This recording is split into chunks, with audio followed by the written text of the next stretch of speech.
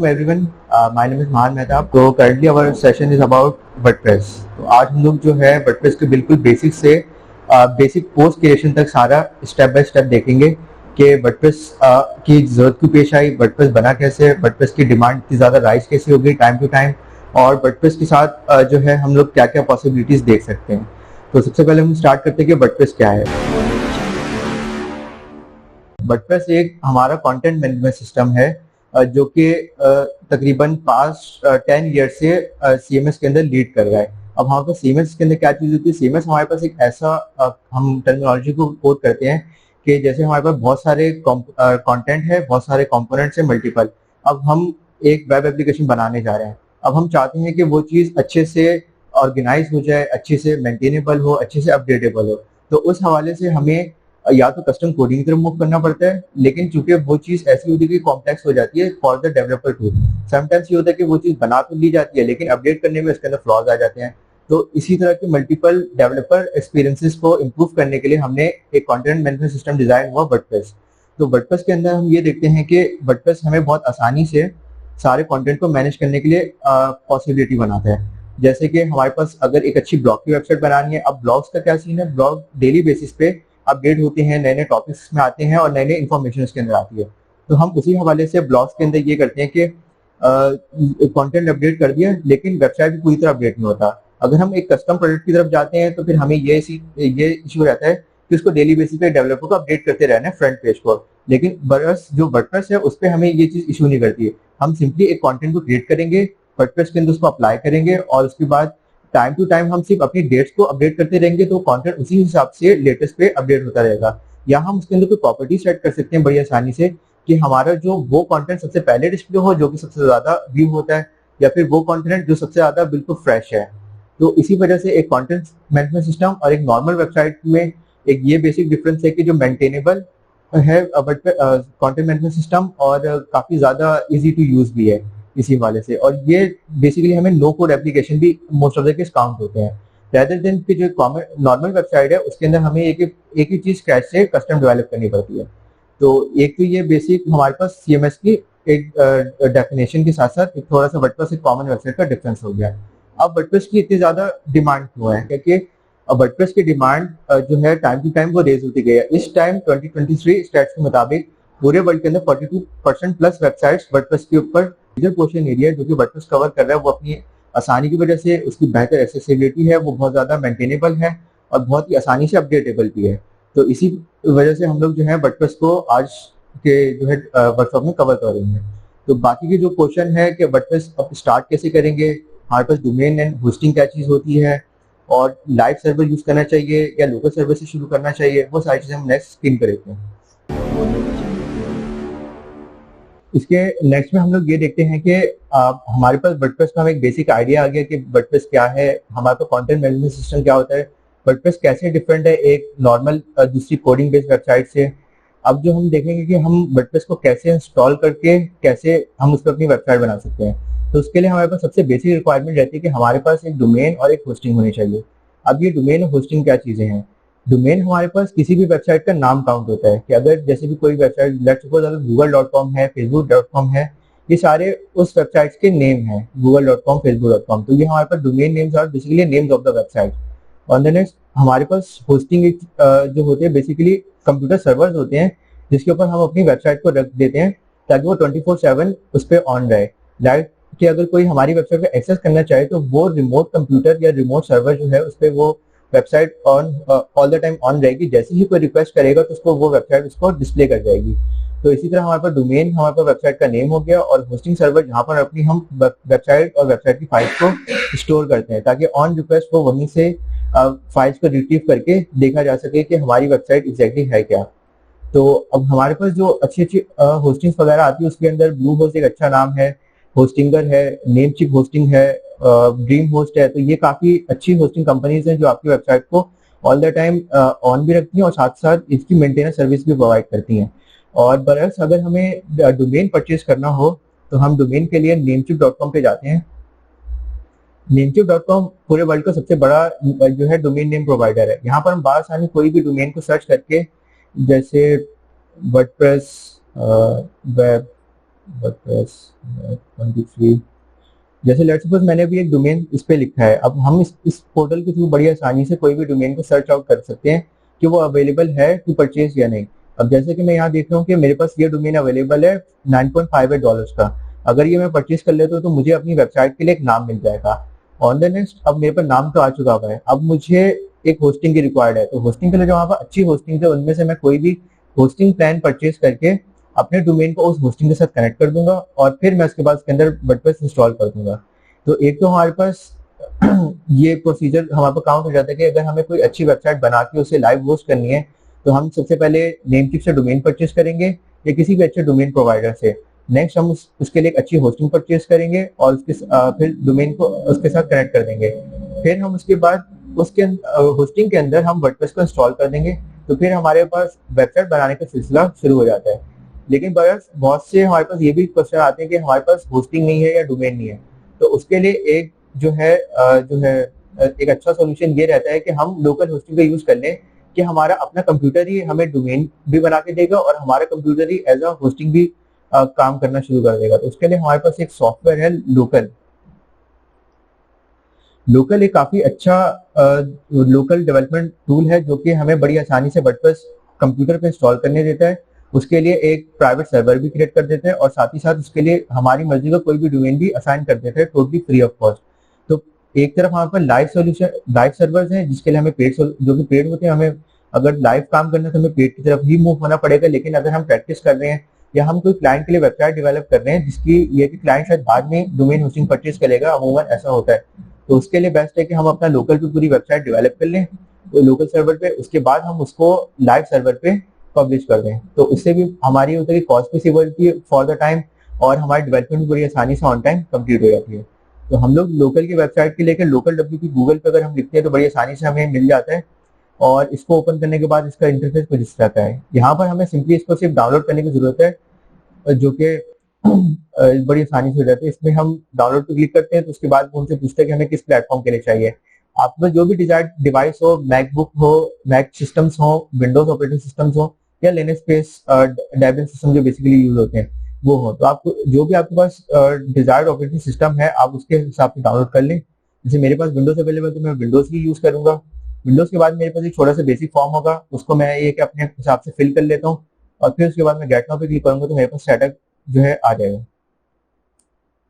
तो on the जो है लेफ्ट साइड पर राइट साइड पर मैं देख लूँ कि मेरे पास फाइल जो है वो डाउनलोड होने स्टार्ट हो गई भी है। तकरीबन 470 MB की फाइल है जो कि थोड़ा सा टाइम लेगी। तो थोड़ा टाइम सेविंग के हवाले से मैंने अपने पास लोकल को डाउनलोड करके इंस्टॉल कर लिया हुआ है। लोकल का इंस्टॉलेशन कोई इतना मुश्किल नहीं है, जस्ट सिंपली बेसिक स्टेप्स हैं। आपको बस फाइल का सेटअप डाउनलोड हो जाएगा, आप उसके बाद उसको क्लिक करेंगे, उसके बाद बेसिक इंस्ट्रक्शन देगा आपको कहाँ इंस्टॉल करना, आप वो डायरेक्टली देंगे और वो ऑटोमेटिकली इंस्टॉल हो जाएगा। वंस आपके पास लोकल इंस्टॉल हो जाता है तो लोकल को फिर मैं जब ऑन करता हूँ तो मेरे पास लोकल का कुछ इस तरह का इंटरफेस आ जाता है जिसके अंदर अमूमन इस टाइम मेरे पास मेरी अपनी एक वेबसाइट है जिसके ऊपर डेवलपमेंट का काम हो रहा है। उसके अलावा मैं चाहता हूँ कि मुझे अपनी एक नई वेबसाइट इसमें इंस्टॉल करनी है, तो मैं लेफ्ट साइड में सबसे टॉप पे चला जाऊंगा। वहां पर ये हैमबर्गर आइकन कहलाता है, इसको मैं क्लिक करूंगा। यहाँ पर से मैं एक अपनी एक और नई वेबसाइट ऐड कर लूंगा। तो अभी जो हम लोग जो इसमें साथ साथ चीजें देख रहे हैं, अभी से पहले हमने थोड़ा सा लाइव सर्वर का डिस्कशन किया कि जो हमारे पास सबसे पहले हमने ये डिस्कशन किया कि हमारे पास डोमेन और होस्टिंग चाहिए होती है जो कि एक वेबसाइट की बिल्कुल एसेंशियल कंपोनेंट है। उसके बाद हमने इसको कवर किया कि वो हम कहाँ से ले सकते हैं फॉर लाइव सर्वर। उसके लिए हमने नेमचीप और ब्लू होस्ट को देखा। ऑन द नेक्स्ट हमने फिर देखा कि अगर हमें पेड ऑप्शन नहीं चाहिए तो हम फिर लोकल सर्वर को यूज करते हैं, जिसके लिए हमने लोकल सॉफ्टवेयर को यूज कर रहे हैं और उसके अंदर हम देखने जा रहे हैं कि अब हमारा जो वर्डप्रेस है वो कैसे इसमें इंस्टॉल होगा। तो मैंने वही लेफ्ट साइड के टॉप पे क्लिक करके ऐड वेबसाइट कर ली है और उसके बाद मुझसे पूछ रहा है कि क्रिएट अ न्यू वेबसाइट। तो ऑब्वियसली मुझे एक नई वेबसाइट बनानी है तो मैं इसको ही कंटिन्यू फॉलो करूंगा। अभी मुझे मेरी वेबसाइट का नाम पूछ रहा है तो मैं फिलहाल मिसाल के तौर पर इसके अंदर वर्डप्रेस टेस्ट 1 रख देता हूँ। अच्छा, एडवांस ऑप्शन को फिलहाल नहीं हम कवर करेंगे, हम इसको डायरेक्टली सिंपली आगे इंस्टॉल कर देंगे। लेकिन अगर आप एडवांस ऑप्शन को यूज करना चाहते हैं तो उसके अंदर बेसिकली आपसे सिर्फ वेबसाइट का डोमेन पूछता है कि आप अपने हिसाब से डोमेन नेम चेंज कर सकते हो और आपसे इंस्टॉलेशन पाथ पूछता है। अगर हम एडवांस ऑप्शन यूज कर रहे हैं तो इसमें हम कहीं पे भी वर्डप्रेस को इंस्टॉल कर सकते हैं। जैसे अगर मैं करंटली वर्डप्रेस के अंदर एक मेरी डायरेक्टरी बनी वहां इंस्टॉल कर रहा है लेकिन मैं सोच रहा हूँ उसको डेस्कटॉप पे इंस्टॉल कर दूँ, तो मैं डेस्कटॉप पे मेरे ऑलरेडी फोल्डर बना हुआ है, तो मैं इसको सेट करके उसकी डायरेक्टरी यहाँ सेट कर दूंगा और इसको आगे मूव कर दूंगा। अच्छा, जैसे कि हमने, अच्छा इसके अंदर नेक्स्ट चीज हमसे पूछता है कि हमें किस इन्वायरमेंट में करना है, इसको हम बाय डिफॉल्ट इस तरह ही मूव करेंगे। अच्छा, अब ये मुझसे ना वर्डप्रेस के लिए क्रेडेंशियल पूछ रहा है। जब हमारी वेबसाइट के लिए बेसिक एसेंशियल आ गए, डोमेन और होस्टिंग, वो भी थोड़ी देर पहले हमने सेट किया इसमें। उसके बाद वर्डप्रेस का सॉफ्टवेयर जो इंस्टॉल हो जा रहा है, उसके अंदर एक ऑथेंटिकेशन आईडी होती है जो कि हमारा वर्डप्रेस का आईडी पास भी कहलाता है, मतलब कंट्रोल पैनल का क्रेडेंशियल्स भी काउंट होते हैं वो। तो ये इस टाइम वो मुझसे ये पूछ रहा है, तो वैसे अपना कोई भी यूजर नेम दे दूंगा और कोई भी पासवर्ड असाइन कर दूंगा जो कि इवन याद भी रहे। और ईमेल जो है वो जो भी आपका ईमेल हो वो आप इसके अंदर मेंशन कर सकते हैं, और उसके बाद मैं इसको डायरेक्टली ऐड साइट पे क्लिक कर दूंगा। अब ये कर रहा है कि इसने वर्डप्रेस की जो है इंस्टॉलेशन कवर करके मेरा फोल्डर क्रिएट कर रहा है जिसके अंदर मेरी सारी वर्डप्रेस की फाइल्स आ जाएंगी। उसके बाद ये उसके क्रेडेंशियल्स को सेट कर देगा, तो फिर मैं इस सर्वर को ऑन करके अपनी वेबसाइट खोल के देख सकता हूँ। अच्छा, जैसे इसके अंदर हमने थोड़ी देर पहले ये देखा था कि हमारे पास ना, मैंने एक फोल्डर सेलेक्ट किया था जिसके अंदर मैंने सेलेक्ट किया कि मुझे यहाँ पर ही वर्डप्रेस की मेरी फाइल्स चाहिए।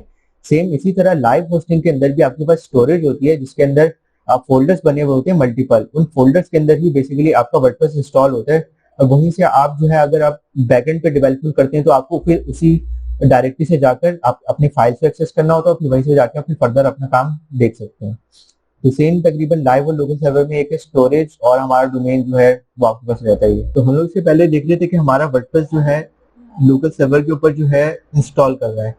सही है, वंस हमारी जो इंस्टॉलेशन कवर हो गई है तो हमारे सामने वर्डप्रेस का जो है बेसिक इन्फॉर्मेशन का डैशबोर्ड आ गया हुआ है, जिसके अंदर हम सबसे पहले सामने वर्डप्रेस के डोमेन के बारे में देख सकते हैं। ये वही डोमेन है जो हमने पीछे इंस्टॉलेशन में सेट किया था, और अमूमन यही डोमेन हमारी वेबसाइट के लिए रहता है। अगर लेट्स सपोज मैं इस वेबसाइट को लाइव करने जाऊं और यही डोमेन परचेज कर लूं तो मेरी वेबसाइट इसी डोमेन से ही ओपन होगी। नेक्स्ट हमारे पास होता है एसएसएल सर्टिफिकेट। बेसिकली ये एक सिक्योरिटी एनकोडिंग है जो कि हम अप्लाई करते हैं अपने डोमेन के ऊपर ताकि वो सिक्योर है और उसकी डोमेन प्राइवेसी रहे। मतलब कि कोई हाईजैकिंग की कोशिश करता है, किसी डोमेन को जैसे कैप्चर करने की कोशिश करता है, तो इन सारी चीजों की प्रोटेक्शन के लिए हमारे पास एसएसएल सर्टिफिकेट होता है। ऑन द नेक्स्ट हमारे पास वेब सर्वर का है। वेब सर्वर में अभी हम जो है सिर्फ बेसिक ये कवर रखेंगे कि एक निजिक्स है और एक अपाची है। निजिक्स और अपाची में ये डिफरेंस है कि अपाची हमारे पास कंटेंट मैनेजमेंट सिस्टम के हवाले से सबसे बेस्ट परफॉर्मिंग है। बेसिकली अपाची सर्वर जो है एक वेब डिलीवरी के लिए समझ लें एक ट्रांसपोर्टर है। ये क्या करता है कि सर्वर पे जो हमने वेबसाइट रख दी है वहां से लेकर यूजर तक वेबसाइट लाने के लिए जो हमें एक ट्रांसपोर्ट प्रोटोकॉल की जरूरत पड़ती है वो हमारे पास यहाँ पर अपाची सर्व करता है। कि अपाची की सारी कॉन्फ़िगरेशन हम होस्टिंग के ऊपर कवर कर देते हैं। उसके बाद वो जब भी कोई भी कस्टमर जैसे वेबसाइट ढूंढना चाहता है या खोलना चाहता है, वो क्या करता है, वो अपने सर्च इंजन पर उस वेबसाइट को लिखेगा, उसके बाद उस वेबसाइट को क्लिक करेगा, वही रिक्वेस्ट सीधा अपाची के पास आएगी। अपाची सर्वर से फाइल लेके वो सारी फाइल्स को यूजर के पास डिस्प्ले कर देगा। तो हमारे पास अपाची और निजिस जो है वो स्टैटिक वेबसाइट के हवाले से सबसे ज्यादा बेस्ट सर्वर माना जाता है। अपाची और निजिस के अंदर जो बेसिक डिफरेंस है उस हवाले से हम ये है कि वो स्टैटिक के लिए बेस्ट है। अपाची हमारे पास जो डायनेमिक और खासतौर पे सीएमएस बेस्ड वेबसाइट के लिए सबसे ज्यादा बेस्ट परफॉर्म करता है कि कब कौन सा कंटेंट पहले लोड होना चाहिए, कब कौन सा कंटेंट किस तरह डिलीवर होना चाहिए। पहले हमारे पास फ्रंट एंड का पोर्शन डिलीवर होगा, इमेजेस डिलीवर होंगी या वीडियो डिलीवर होगी, ये सारी चीजों का अपाची मैनेज करते हुए हमारी वेबसाइट को डिस्प्ले करवाते हैं एंड यूजर पर। तो हम यहाँ पर इस सर्वर को चेंज करके अपाची कर देंगे।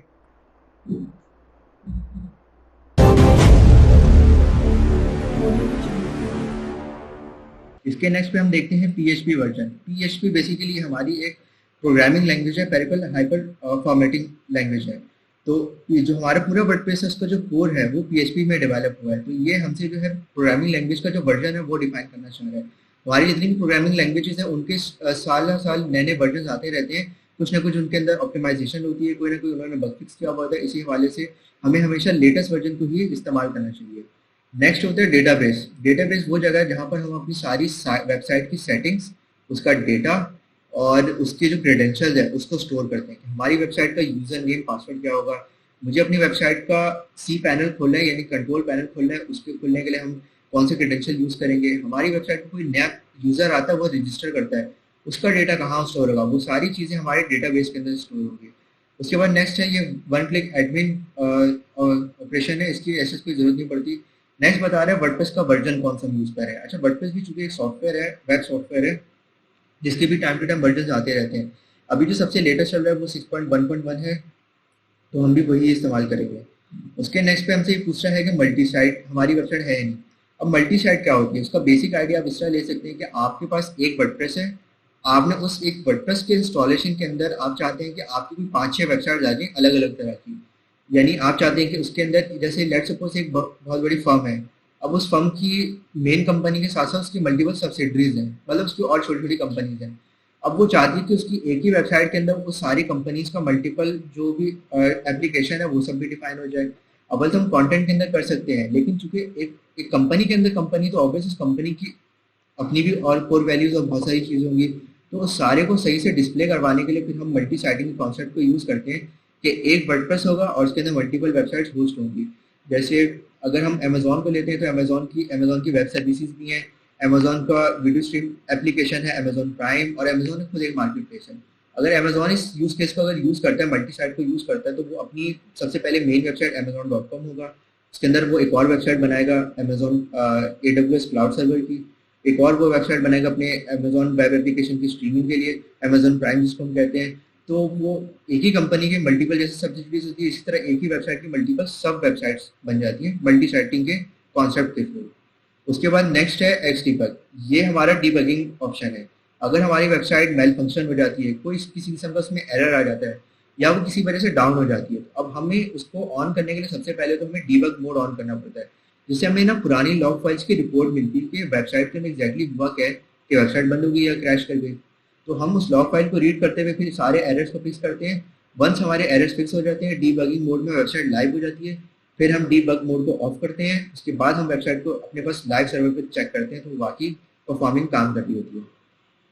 तो ये हमारा थोड़ा सा फ्रंट डैशबोर्ड का इसका कुछ बेसिक डिटेल्स थी। उसके नेक्स्ट में जो डेटाबेस है ये उसके क्रेडेंशियल्स हैं।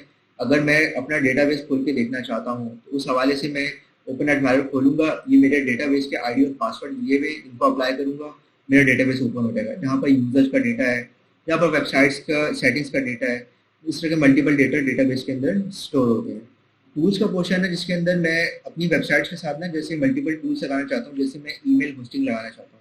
मैं चाहता हूँ कि मेरे पास ना बिजनेस ईमेल हो, ताकि मैं अपने किसी क्लाइंट कस्टमर को अगर भेजता हूँ तो उसके अंदर हमारे पास सारी जो है प्रोफेशनल बेस से ईमेल्स भी जाएं, और उसी का सारा जो हमारे पास क्या बोलते हैं सारा ओवरव्यू है वो भी हमें हमारी वेबसाइट में मिल रहा हो। तो उस हवाले से काफ़ी जो है इस तरह के टूल्स अटैच करने से हमें एडवांटेज रहता है। अब हम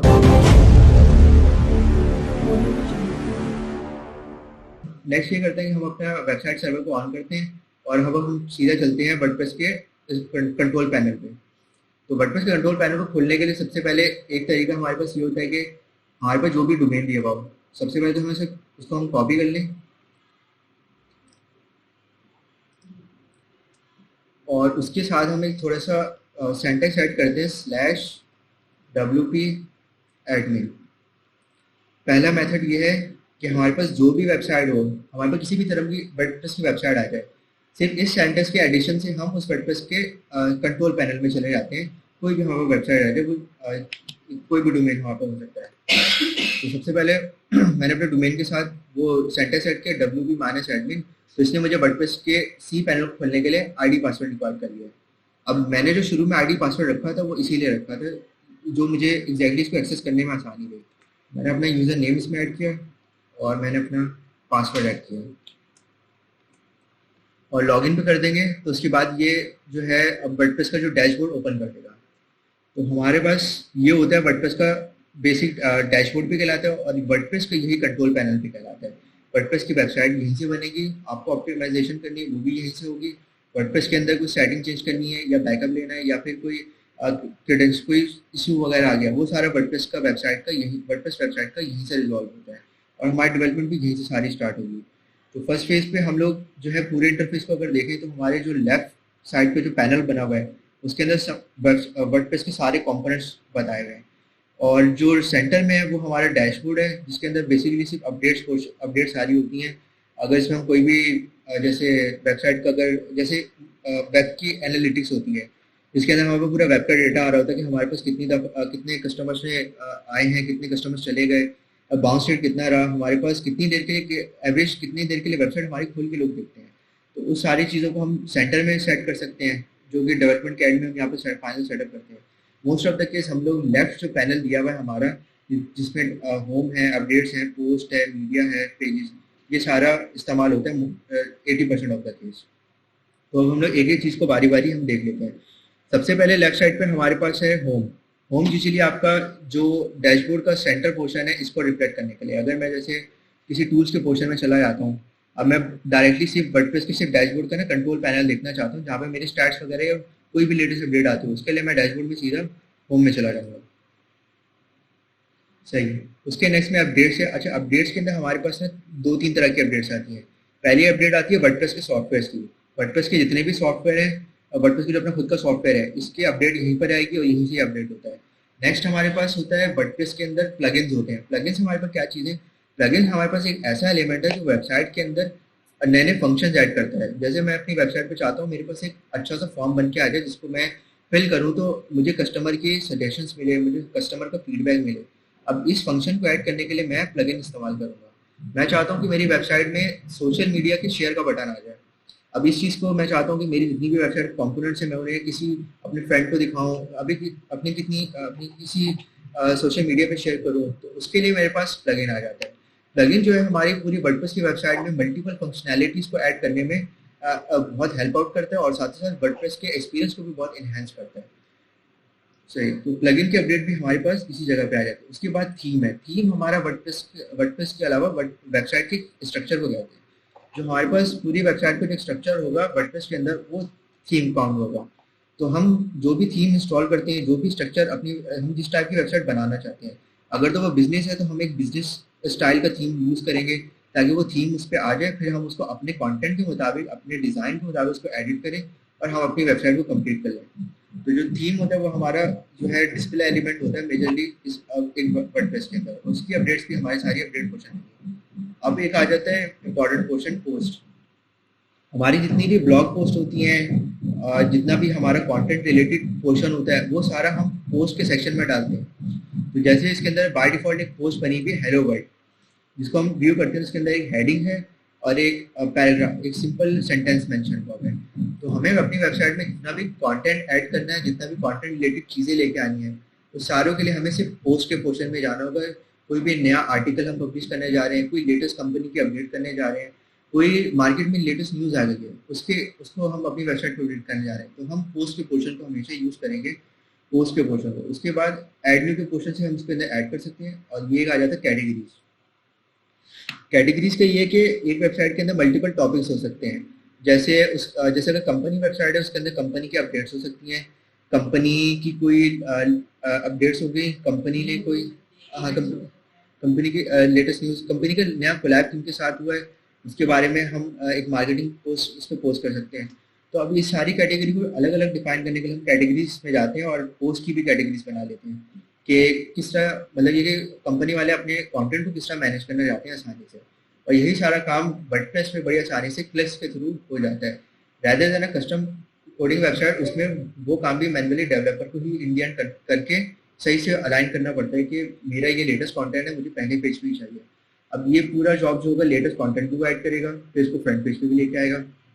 फिर ये हो सकता है इस कंटेंट में एक तस्वीर हो।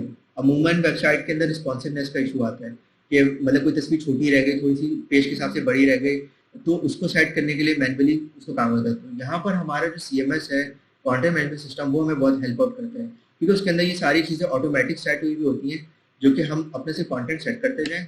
अब कोई मोबाइल पे देख रहा है, उसको मोबाइल के लिए अच्छा दिख जाए, कोई टैबलेट पे देख रहा है, उसको टैबलेट के लिए अच्छा रिव्यू आ जाए, तो काफ़ी बड़ी स्क्रीन पे देख रहा है, अब वो जैसे टीवी पर प्रेजेंटेशन तो अपनी वेबसाइट डिस्प्ले कर रहे हैं, उस पर अच्छे से डिस्प्ले हो जाए। तो CMS हमें ऑटोमेशन के साथ साथ ये काफ़ी आसानी भी दे देता है। सही। तो हमने फिर पोस्ट की कैटेगरीज का क्वेश्चन देख लिया। On the next we have tags. Tags हमारे किस काम आते हैं? टैग्स हमारे पास काम आते हैं फिल्टर करने के लिए मेजरली।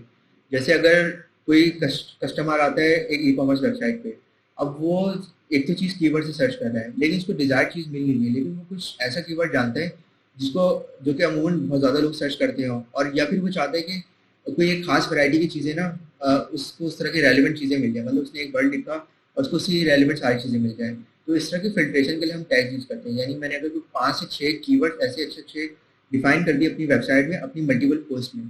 अब जो जो कीवर्ड जिस जिस पोस्ट पे असाइंड होगा और कोई उस कीवर्ड को सर्च करता है तो उसको वो सारी चीज़ें दी जाएंगी। लेट्स सपोज अगर मैंने देखा कि वर्डप्रेस फुल गाइड, अब फुल गाइड के अंदर देखा कि 5 अलग अलग ब्लॉग पोस्ट बनेंगे वर्डप्रेस इंस्टॉल कैसे हो रहा है, वर्डप्रेस हमारे पास जो है सेटअप आगे कैसे मूव करेगा, थीम कैसे सेट करेंगे, प्लगइन कौन से अच्छे हैं, होस्टिंग कौन सी अच्छी है। अब ये सारे वर्डप्रेस गाइड के अंदर तो आ रहे हैं, लेकिन अब उसको अलग अलग आर्टिकल लिखने में जब वो एक ही कीवर्ड डाले वर्डप्रेस गाइड का टैग एंटर करें, उसको बड़ी आसानी से पूरी वेबसाइट पे उससे सारी रेलिवेंट चीज़ें उसको दे देंगे और वही टैग हम हर पोस्ट में लगा देंगे। तो उसे नेविगेट करना और जो भी कस्टमर है या फिर स्टूडेंट है या लर्नर है, उसके लिए एक ही जगह पे सारी चीज़ को बड़ी आसानी से टैग्स के थ्रू मिल जाती है। तो टैग्स हमारे पास एक फिल्टर एज अ फिल्टर काम करता है। उसके बाद नेक्स्ट हमारे पास है मीडिया। मीडिया वो जगह है जहाँ पर हमारी सारी तस्वीरें, सारी वीडियोस, सारे गिफ्स, सारे एसवीजी सारे आइकन सब कुछ यहाँ पर प्लेस होता है। जितनी भी हम तस्वीर वगैरह है उसको हम डायरेक्टली यहीं पर अपलोड कर लेते हैं अपनी वेबसाइट से बनाने से पहले। जैसे इसमें मेरे पास एसेट्स में अगर मैं जाता हूँ आइसक्रीम्स में, तो इसके अंदर मैंने तस्वीरें सेट कर ली, या मैं सिंपल एक तस्वीर सेट करता हूँ तो इसको ओपन करके हम डायरेक्टली इसके अंदर सारे अपनी एसेट इमेजेस वगैरह अपलोड कर लें और ऑन टाइम वेबसाइट को फिर बना लें। सही है। तो हमने देख लिया कि मीडिया का पोर्शन हमारे यहाँ पर आ गया कि पूरे वेबसाइट का जितना भी ग्राफिक कंटेंट है सब एक ही जगह पे स्टोर होता है और वेबसाइट में ऑन टाइम ये हमारे पास अवेलेबल भी हो जाता है। हमें बार बार डायरेक्टरी सेट करने की जरूरत नहीं पड़ती, बार बार हमें सब डायरेक्टरीज नहीं बनानी पड़ती कि यानी मेरे इस पेज के लिए तो यही है, उस पेज के लिए यही है। सिंपली एक डायरेक्टरी है, उसके अंदर आप उसका कीवर्ड सेट कर दें या कैटेगरी बना दें और जब आपको जो तस्वीर रिक्वायर्ड हो आप ओपन करेंगे, आपके सामने तस्वीर आ जाएगी, वो हम नेक्स्ट उसमें बनाते हुए चेक कर लेंगे। उसके बाद आते हैं पेजेस, जो कि है कि हर वेबसाइट की जो सबसे एक एसेंशियल चीज़ है कि पूरी वेबसाइट में वही पेजेस कहाँ से पेजेस होते हैं वो वर्डप्रेस में कैसे बनते हैं। उसके लिए वर्डप्रेस में बाय डिफॉल्ट ही पेजेस का पोर्शन दे दिया है। मैं सिंपली यहाँ पर ऐड न्यू पे क्लिक करूँगा तो मेरे पास एक एडिटर ऑप्शन खुल जाएगा। इसी एडिटर ऑप्शन में मैं ये मुझे जो है बेसिक आइडिया बता रहे हैं कि किस तरह इस पेज को देखते हैं और एडिट करते हैं। तो मैं इस पेज का टाइटल दे दूँगा और इसको पब्लिश कर दूँगा। तो मेरा जो पेज है वो बेसिक सा वो क्रिएट हो गया, जिसको मैं अभी देख लेता हूँ। तो ये देखें, ये मेरा एकदम बेसिक सा पेज आ गया जिसके अंदर सिर्फ एक हेडिंग लगी हुई है। अगर मैं इसके अंदर थोड़ा सा कंटेंट ऐड करता हूँ, तो मैं पेज के एडिटिंग पे वापसी आता हूँ तो यहाँ पे ये मुझसे पूछता है कि मुझे अगली इस पेज में क्या चीज़ ऐड करनी है। मैं चाहता हूँ थोड़ा सा मैं एक इमेज लगा दूँ, उसके नीचे थोड़ा सा टेक्स्ट लगा दूँ। तो इसमें यहाँ पे प्लस का बटन है, इसको क्लिक करें, यहाँ पर ये इमेज आ गया। अच्छा, इसके अंदर कंपोनेंट्स बहुत सारे हैं। अब ब्राउजर पे जाएंगे तो आपको बहुत सारे कंपोनेंट्स मिल जाएंगे। आप एग्जैक्टली ऑडियो लगाना चाहते हैं, गैलरी लगाना चाह रहे हैं, फाइल अटैच करना चाह रहे हैं या कुछ कोटेशन लगाना चाह रहे हैं, इवन कस्टम कोड भी यहीं से ही डायरेक्टली ऐड हो जाता है। तो मैं करेंटली अभी एक तस्वीर लगाना चाह रहा हूँ, जिसके लिए से मुझे एक तस्वीर के यहाँ बॉक्स ऐड करके और उसको मैं यहाँ अब अपलोड कर लेता हूँ, या अपलोड कर सकता हूँ या मैं मीडिया लाइब्रेरी से उठा सकता हूँ। क्योंकि मैंने एक तस्वीर मीडिया लाइब्रेरी पहले अपलोड की है, डायरेक्टली मीडिया लाइब्रेरी खोलूंगा, ऐसी तस्वीर सेट करूंगा और यहाँ पर मेरी तस्वीर आ गई। इसके नेक्स्ट में मैं चाह रहा हूँ इसमें थोड़ा सा मैं टेक्स्ट ऐड कर लूँ।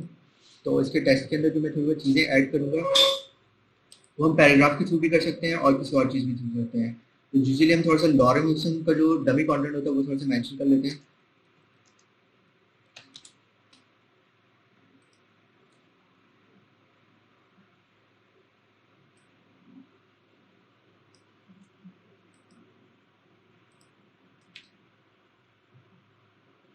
सही है।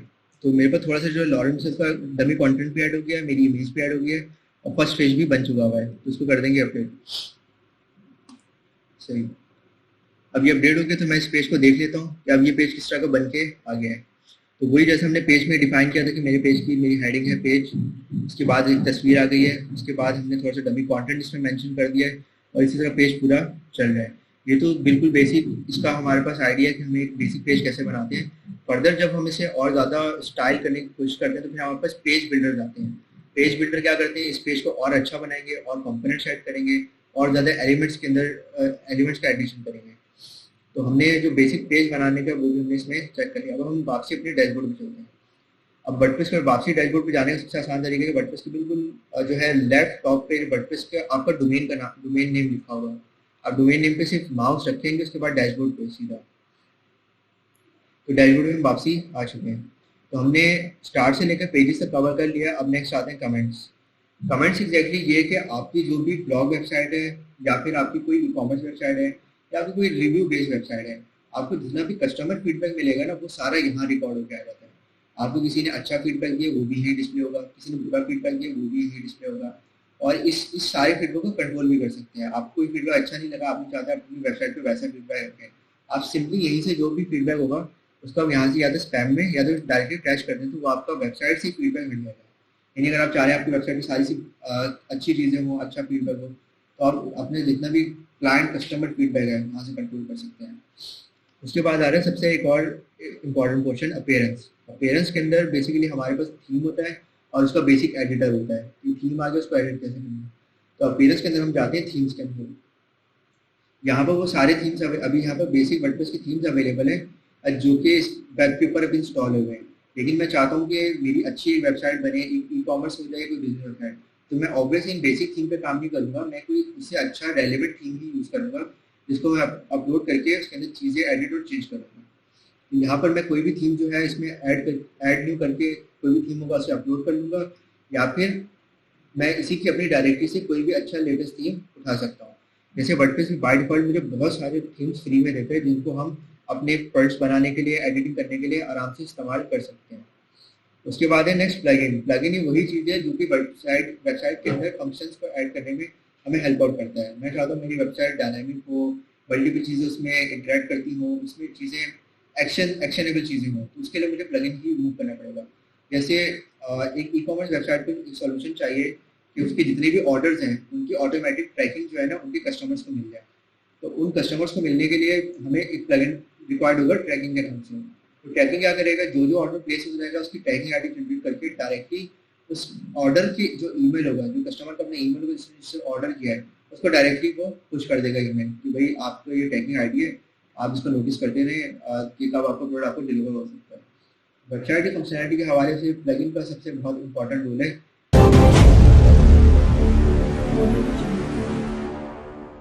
तो हम लोग अभी प्लगइन्स के बारे में देख रहे थे कि प्लगइन्स जो है हमारी वेबसाइट में फंक्शनैलिटी ऐड करती है और वेबसाइट को जो है डायनामिक बनाने में उसका बहुत अच्छा इंपॉर्टेंट रोल है। और नेक्स्ट हमारे पास यूजर्स हैं।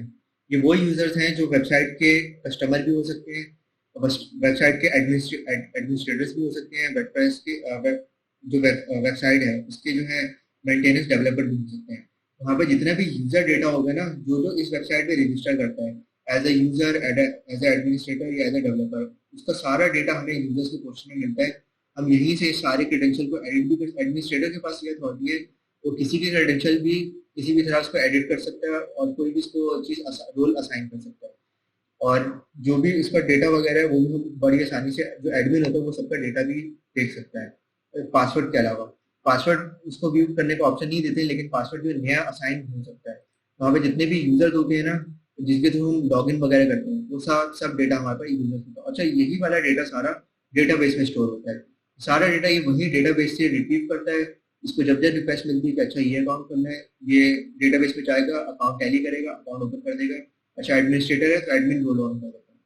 तो वहाँ पर जो यूजर्स को क्वेश्चन वो इसमें एड यूजर के लिए हम ऐड भी कर सकते हैं। जैसे अगर कोई डेवलपर है उसके पास एक बड़ा प्रोडक्ट है, अब उसके पास टीम ऑफ 5 है, अब ये तो नहीं होगा अपने क्रेडेंशियल सब कुछ शेयर करता रहे, तो क्या करेगा, मल्टीपल रोल्स असाइन कर देगा और मल्टीपल अकाउंट्स यहाँ क्रिएट कर देगा। तो सारे डेवलपर अपने अपने टाइम के हिसाब से, अपनी जो है आसानी के हिसाब से अपना काम करके उसको डिलीवर कर सकते हैं।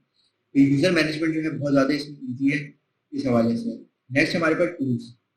टूल्स के अंदर जो हमारे बेसिक चीज़ें कि वेबसाइट के हवाले से ही है। जैसे अवेलेबल टूल्स में ये कि अगर हम चले आते हैं तो ये बस वेबसाइट के जो है ना थोड़े थोड़े फंक्शंस को ऐड करने के हवाले से टूल है। जैसे अभी करेंटली यहाँ कोई थीम नहीं है, इससे यहाँ कोई टूल भी नहीं है, बाकी अपनी सजेशन देता है।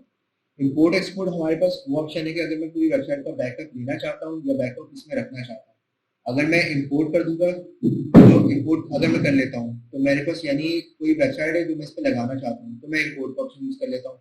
और मैं इसी सारी बनी हुई वेबसाइट का डेटा कहीं और एक्सपोर्ट करना चाह रहा हूँ तो फिर एक्सपोर्ट का बटन। अच्छा, साइट हेल्थ हमारे पास काफ़ी अच्छा इंपॉर्टेंट जो है ऑप्शन है उससे हमें वेबसाइट की हेल्थ के बारे में अंदाजा रहता है कि अगर आपकी वेबसाइट की हेल्थ बराबर है तो आपकी स्पीड में भी जो है परफॉर्मेंस आपकी अच्छी मिलेगी। और जो है हमारे पास अगर इसके अंदर बहुत ज़्यादा एरर्स है, कोई बहुत सारी चीज़ें अपडेट नहीं है, ये कोई प्लगइन इशू लग रहा है, ये सारी चीज़ें हमें साइट हेल्प पे भी बता देते हैं। जैसे अभी मुझे इस टाइम ये कह रहा है कि मेरे पास जो है कुछ इनएक्टिव थीम है जिनको मैं हटा दूंगा तो मुझे थोड़ी सी स्टोरेज मिल जाएगी, और कोई प्लगइन है जो मिसिंग है लेकिन तो ऑन डेवलपमेंट हम फिर उसको ऐड करेंगे तो उससे काम आएगा। करंटली हेल्थ जो है ग्रीन हुई गुड है, तो कोई ऐसे चेंजेस की जरूरत नहीं है इस वेबसाइट के अंदर। उसके बाद ये कुछ पर्सनल डेटा, ये यूजुअली आपका जो डेटा बेस है या फिर आपने कोई ऐसा जैसे होता है ना कि जैसे मल्टीपल यूजर बने हैं, अब मल्टीपल यूजर, अच्छा किसी ने कोई पेज बनाया, किसी ने कोई पेज बनाया, अब वो चाहते हैं कि जो मैंने काम किया है मुझे उसका बैकअप मिल जाए, भले बाकी डेवलपर्स जो भी मुझे से भी कंसर्न है। उस हवाले से हम यहाँ पर अपना ईमेल या फिर जो भी यहाँ पर लिस्ट होती है जब हम कुछ बनाते जाएंगे यहाँ पर अपडेट होती है, हम यहाँ से चीजें ड्रैग करके या एक्सपोर्ट करके अपने पास एज अ बैकअप जो है बना सकते हैं अपने से कंपोनेंट्स का। उसके बाद है erase personal data. Erase personal data ये है कि मैंने जैसे अगर 5 डेवलपर्स की टीम है, अब हो सकता है उसको एक डेवलपर जो सीनियर डेवलपर उसको किसी जूनियर काम पसंद नहीं आया, अब वो उसको रिक्वायर करते हैं कि भाई तुम अपनी बनाई हुई सारी चीजें रिमूव करो, तो इस जगह से वो ऑन क्लिक अपना सिर्फ अपने आप को एज अकाउंट यूजर सेलेक्ट करेगा और अभी चीज डिलीट कर देगा, उसकी सारी चीजें बनाई हुई सब डिलीट हो जाएंगी। अभी क्योंकि यहाँ पे इसलिए कुछ नहीं आ रहा है, यहाँ पे सिर्फ यूजर ही है, वही एडमिन है, तो वही चीजें बनाएंगे। अगर वो वही डिलीट करेगा तो वर्डप्रेस भी बाय डिफॉल्ट डिलीट हो जाएगा, इस वजह से यहाँ पे कोई एडिशनल चीज नहीं आ रही है। On the next setting. Setting हमारा ये पोर्शन है जो वर्डप्रेस की हम जिसको बेसिक सेटिंग करते हैं, हम सारी चीजें यही करते हैं, यहाँ से करते हैं। जैसे मैं वर्डप्रेस का टाइटल नेम क्या रखना चाहता हूँ, मेरी वेबसाइट का टाइटल क्या रखना चाहता हूँ, जैसे वर्डप्रेस टेस्टिंग हो गया। वेबसाइट का मेरे टैगलाइन क्या है उसको मैं यहाँ मेंशन कर दूंगा। मेरे वेबसाइट का यूआरएल यहाँ पर क्या रहेगा, यहाँ पर मुझे www मेंशन करना चाहिए या नहीं करना चाहिए, मतलब किस तरह वो लिंक को एक्सेस कर सकता है उसको हम यहाँ पर डिफाइन करते हैं। उसके बाद इस वेबसाइट का एडमिनिस्ट्रेटर कौन है, और फिर उसके बाद मेंबरशिप ऑप्शन। मतलब ये इस ऑप्शन को मैं रखना चाहूँ कि नहीं चाहूँ, मतलब ये मैं चाह रहा हूँ कि मेरी ब्लॉग वेबसाइट है, मैं चाहता हूँ और भी कोलैबोरेटर्स आए मेरी साइट पे काम करें, अच्छे अच्छे आर्टिकल्स लिखें, उस केस में मैं इस ऑप्शन को ऑन कर दूंगा। तो वो ऑप्शन क्या करेगा, उसके अंदर उसको एज ए यूजर ऐड कर देगा, और उसको मैं चाहता हूँ कि एक बाय डिफॉल्ट अच्छा रोल भी दे दूँ, कंट्रीब्यूटर हो गया, ऑथर हो गया, एडिटर हो गया, तो जो भी रूल्स उसके हिसाब से सूटेबल हो तो वो मैं असाइन कर दूंगा उसको। सही है। उसके बाद साइट की लैंग्वेज है बाय डिफॉल्ट क्या रहनी चाहिए, टाइम जोन के हवाले से टाइम फॉर्मेट किस तरह का होना चाहिए, वेबसाइट पर डिस्प्ले होता है, ये जस्ट एक बेसिक इन्फॉर्मेशन, इसको आप स्ट्रेट फॉरवर्ड सेव कर सकते हैं। इसके बाद हमारे पास आता है राइटिंग का पोर्शन। राइटिंग के अंदर ये है कि आपकी जो भी पोस्ट कैटेगरी है ना उसको आप बाय डिफॉल्ट से हटा के आप ये चाहते हैं कि जैसे आपने कोई लेटेस्ट न्यूज लगानी है अपनी वेबसाइट पे, आपके पास ना आपके ब्लॉग में ना, जैसे आपके पास एक ब्लॉग वेबसाइट है उसके अंदर मल्टीपल कैटेगरीज है।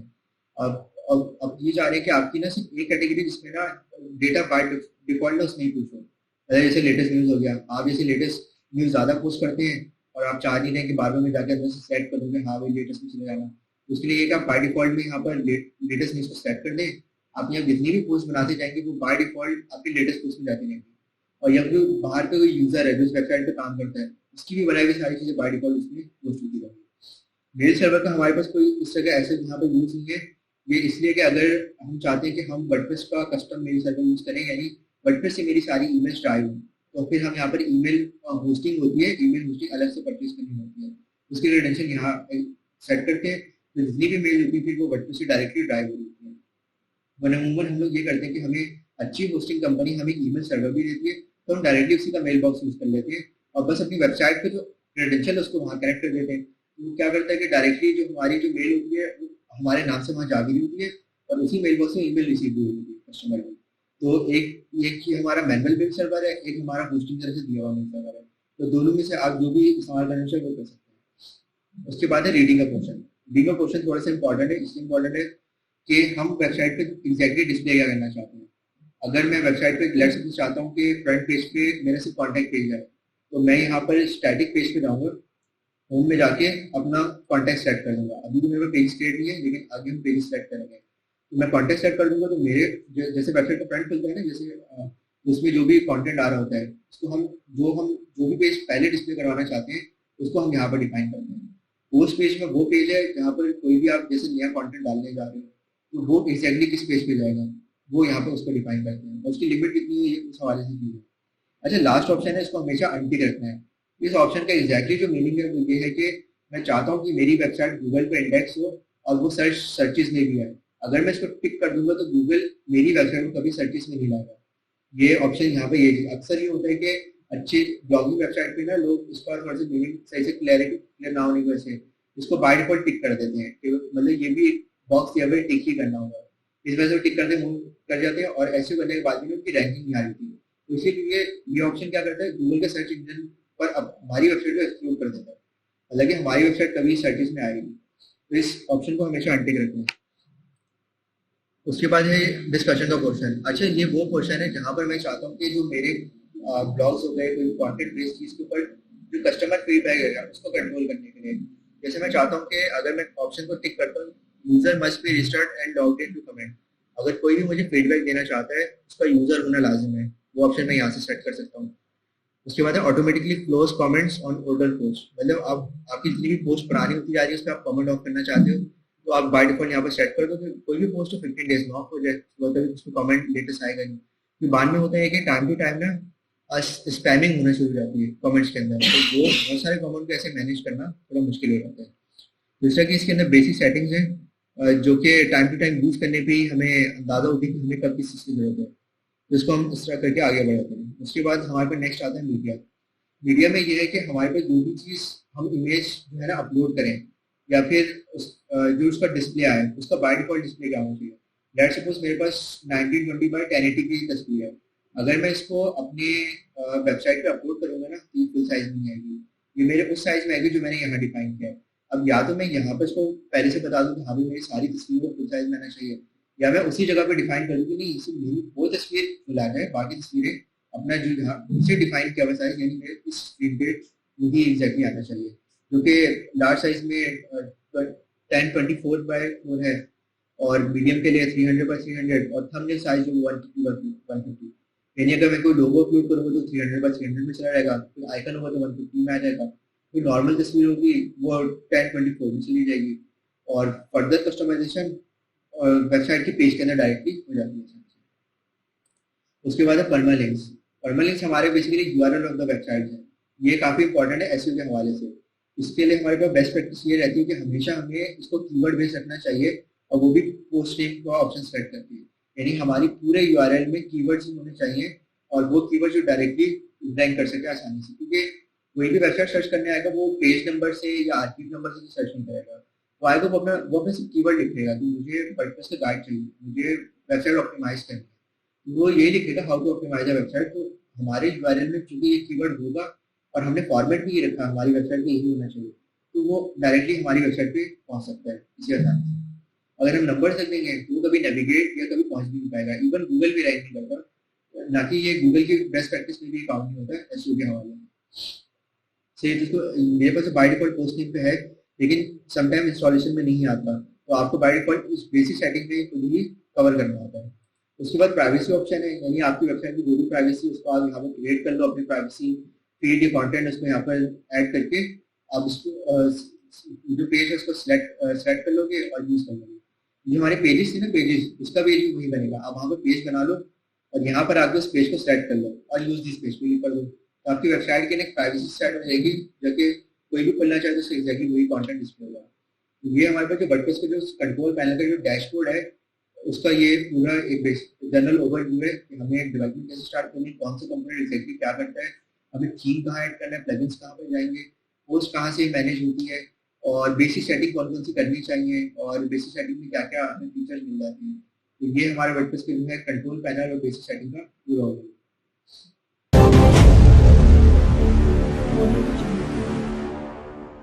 तो हमने वर्डप्रेस की जो जितनी भी बेसिक सेटिंग्स वगैरह थी और जो कंट्रोल पैनल के अंदर हमारे पास सारे कंपोनेंट्स वगैरह उसका तो ओवरव्यू हो गया है। अब जो नेक्स्ट आती है हमारी डेवलपमेंट की फेज। अब हम वेबसाइट इस पे कैसे बनाएं। वेबसाइट बनाने के लिए सबसे पहले हमें जो यहाँ पे रिक्वायर होगी वो होगा थीम। थीम्स के लिए मैं अपीयरेंस के अंदर थीम्स में चला जाऊंगा। अब थीम्स के मेरे पास दो ऑप्शन होते हैं, सबसे पहले एडमिन पे क्लिक कर दिया, उसके बाद दो ऑप्शन है। दो ऑप्शन ये कि या तो वर्डप्रेस ने जो मुझे थीम्स दी हैं फ्री में, या तो मैं उन्हें यूटिलाइज कर लूँ, या फिर ऊपर जो अपलोड थीम का जो ऑप्शन है, या मैं अपने पास से कोई थीम परचेज करके या मुझे कोई वैसी थीम मिल जाता है, तो मैं इसको यहाँ पर डायरेक्टली अपलोड कर सकता हूँ। तो फिलहाल हम लोग वर्डप्रेस के अंदर जो है फ्री थीम से स्टार्ट करेंगे, जिसके अंदर से हम जो है नेवी का जो फ्री थीम है हम इसको यूज कर लेते हैं। तो इसको हम फर्स्टली इंस्टॉल कर लेते हैं। तो अगर हमें लाइव प्रीव्यू देखना हो ना, तो जो प्रीव्यू मोड होता है इनकी तरफ से दिया जाता है, उसमें इतनी ज्यादा डिटेल्स तो नहीं होती हैं, लेकिन जो हमारे पास बेस्ट ये रहता है कि हम उसको एक दफा इंस्टॉल कर लें और उसके बाद अपने कंटेंट के हिसाब से देख लें कि वो किस तरह दिखता है। बाय डिफॉल्ट ये हमें सिर्फ इनका जो फिक्स जो डिजाइन हुआ है ना, ये हमें सिर्फ वही चीज दिखाएगा। तो वो आप इसको ओवरव्यू इस तरह कर सकते हैं कि इन्होंने अपना एक नेविगेशन बार इसमें यूज किया हुआ है, एक हमारा हेडर एरिया है, उसके बाद कुछ कंपोनेंट्स हैं, थोड़ा सा कंटेंट पोर्शन आ गया, और उसके बाद थोड़ा सा टेस्ट फीचर वर्क, टेस्टिमोनियल्स, और उसके बाद वेबसाइट पर ये बेसिक सा बिल्कुल फुटर आ गया। और ये वो है लीव और रिप्लाई, और ये जो है फीडबैक पोर्शन है। अब ये फीडबैक पोर्शन यही है कि यहाँ पर अगर मैं कोई भी यूजर कमेंट करता है तो डायरेक्टली उसके सारे कमेंट्स में चले जाएंगे। अब वो हम अपने से मैनेज कर सकते हैं कि वो कमेंट बाकी वो वही लिखे या उसमें कुछ स्क्रॉच है तो उसको हटा दे, तो उस हवाले से। तो अभी इसको हमने थीम को जो इंस्टॉल किया था इंस्टॉल हो चुका है, और नेक्स्ट जो है इसको हम एक्टिवेट कर लेते हैं। अच्छा, थीम एक्टिवेट करने के बाद ना अक्सर ये होता है कि वो हमें ना कुछ अपनी डिपेंडेंसीज बताता है कि मुझे ना थीम को ना अक्सर एक्स्ट्रा टूल्स चाहिए होते हैं, तो वो बता देता है कि मेरे साथ ये चीज का भी एडिशन हो जाए, मेरे साथ वो चीज का भी एडिशन हो जाए। तो वो अक्सर जब भी बताए तो वो आपके पास हमेशा ऊपर के पोर्शन में आएगा, उसको आप बिगिन इंस्टॉलिंग करके कंप्लीट कर सकते हैं। या आपने थीम इंस्टॉल किया, थीम को डिपेंडेंसीज आ गई, आपने उसको भी फुलफिल करना है, तभी थीम प्रॉपर्ली काम करेगा। तो मतलब इस तरह नहीं हो सकता कि अगर थीम कोई चीज पे सपोर्टेड ही नहीं है, आप वो प्लगइन इसमें ऐड करने जा रहे हैं, तो वो सही परफॉर्म कभी नहीं करेगा।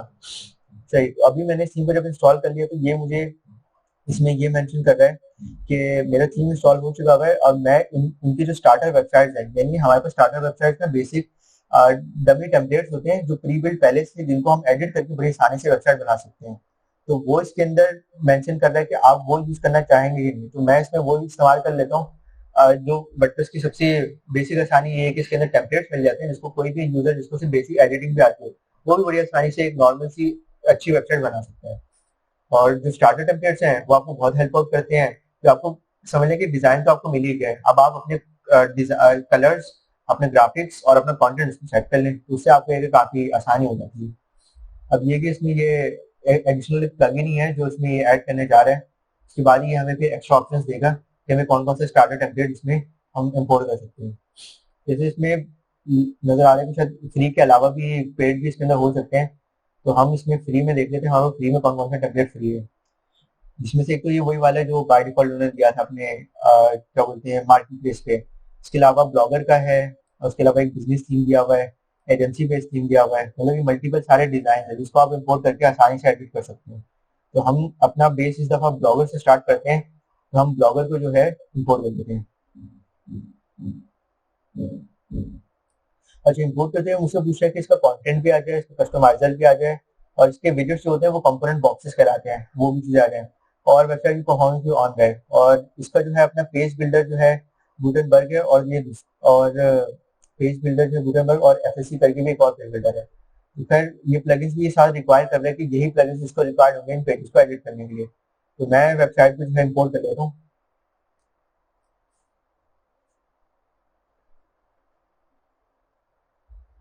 सही है, तो हमने जैसे थीम के अंदर हमने टेम्पलेट को इंपोर्ट किया तो उसके साथ उसके प्लगइन्स का कंटेंट और उसके कंपोनेंट्स आ चुके हैं।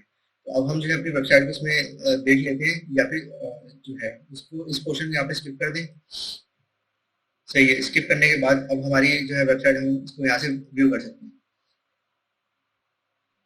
सही है, तो जो मैंने टेम्पलेट, चूंकि इससे पहले जो वेबसाइट थी वो बिल्कुल ऐसी सिंपल दिख रही थी, लेकिन जैसे ही मैंने इसके अंदर एक थीम इंस्टॉल करके उसका टेम्पलेट इंपोर्ट किया तो मेरी वेबसाइट फिर जो है पूरी तरह जो है उनके टेम्पलेट डिजाइन पे आ चुकी है, जिसको मैं बड़ी आसानी से एडिट करके अपने कंपोनेंट्स में प्लेस कर सकता हूँ, अपना कंटेंट्स में प्लेस कर सकता हूँ।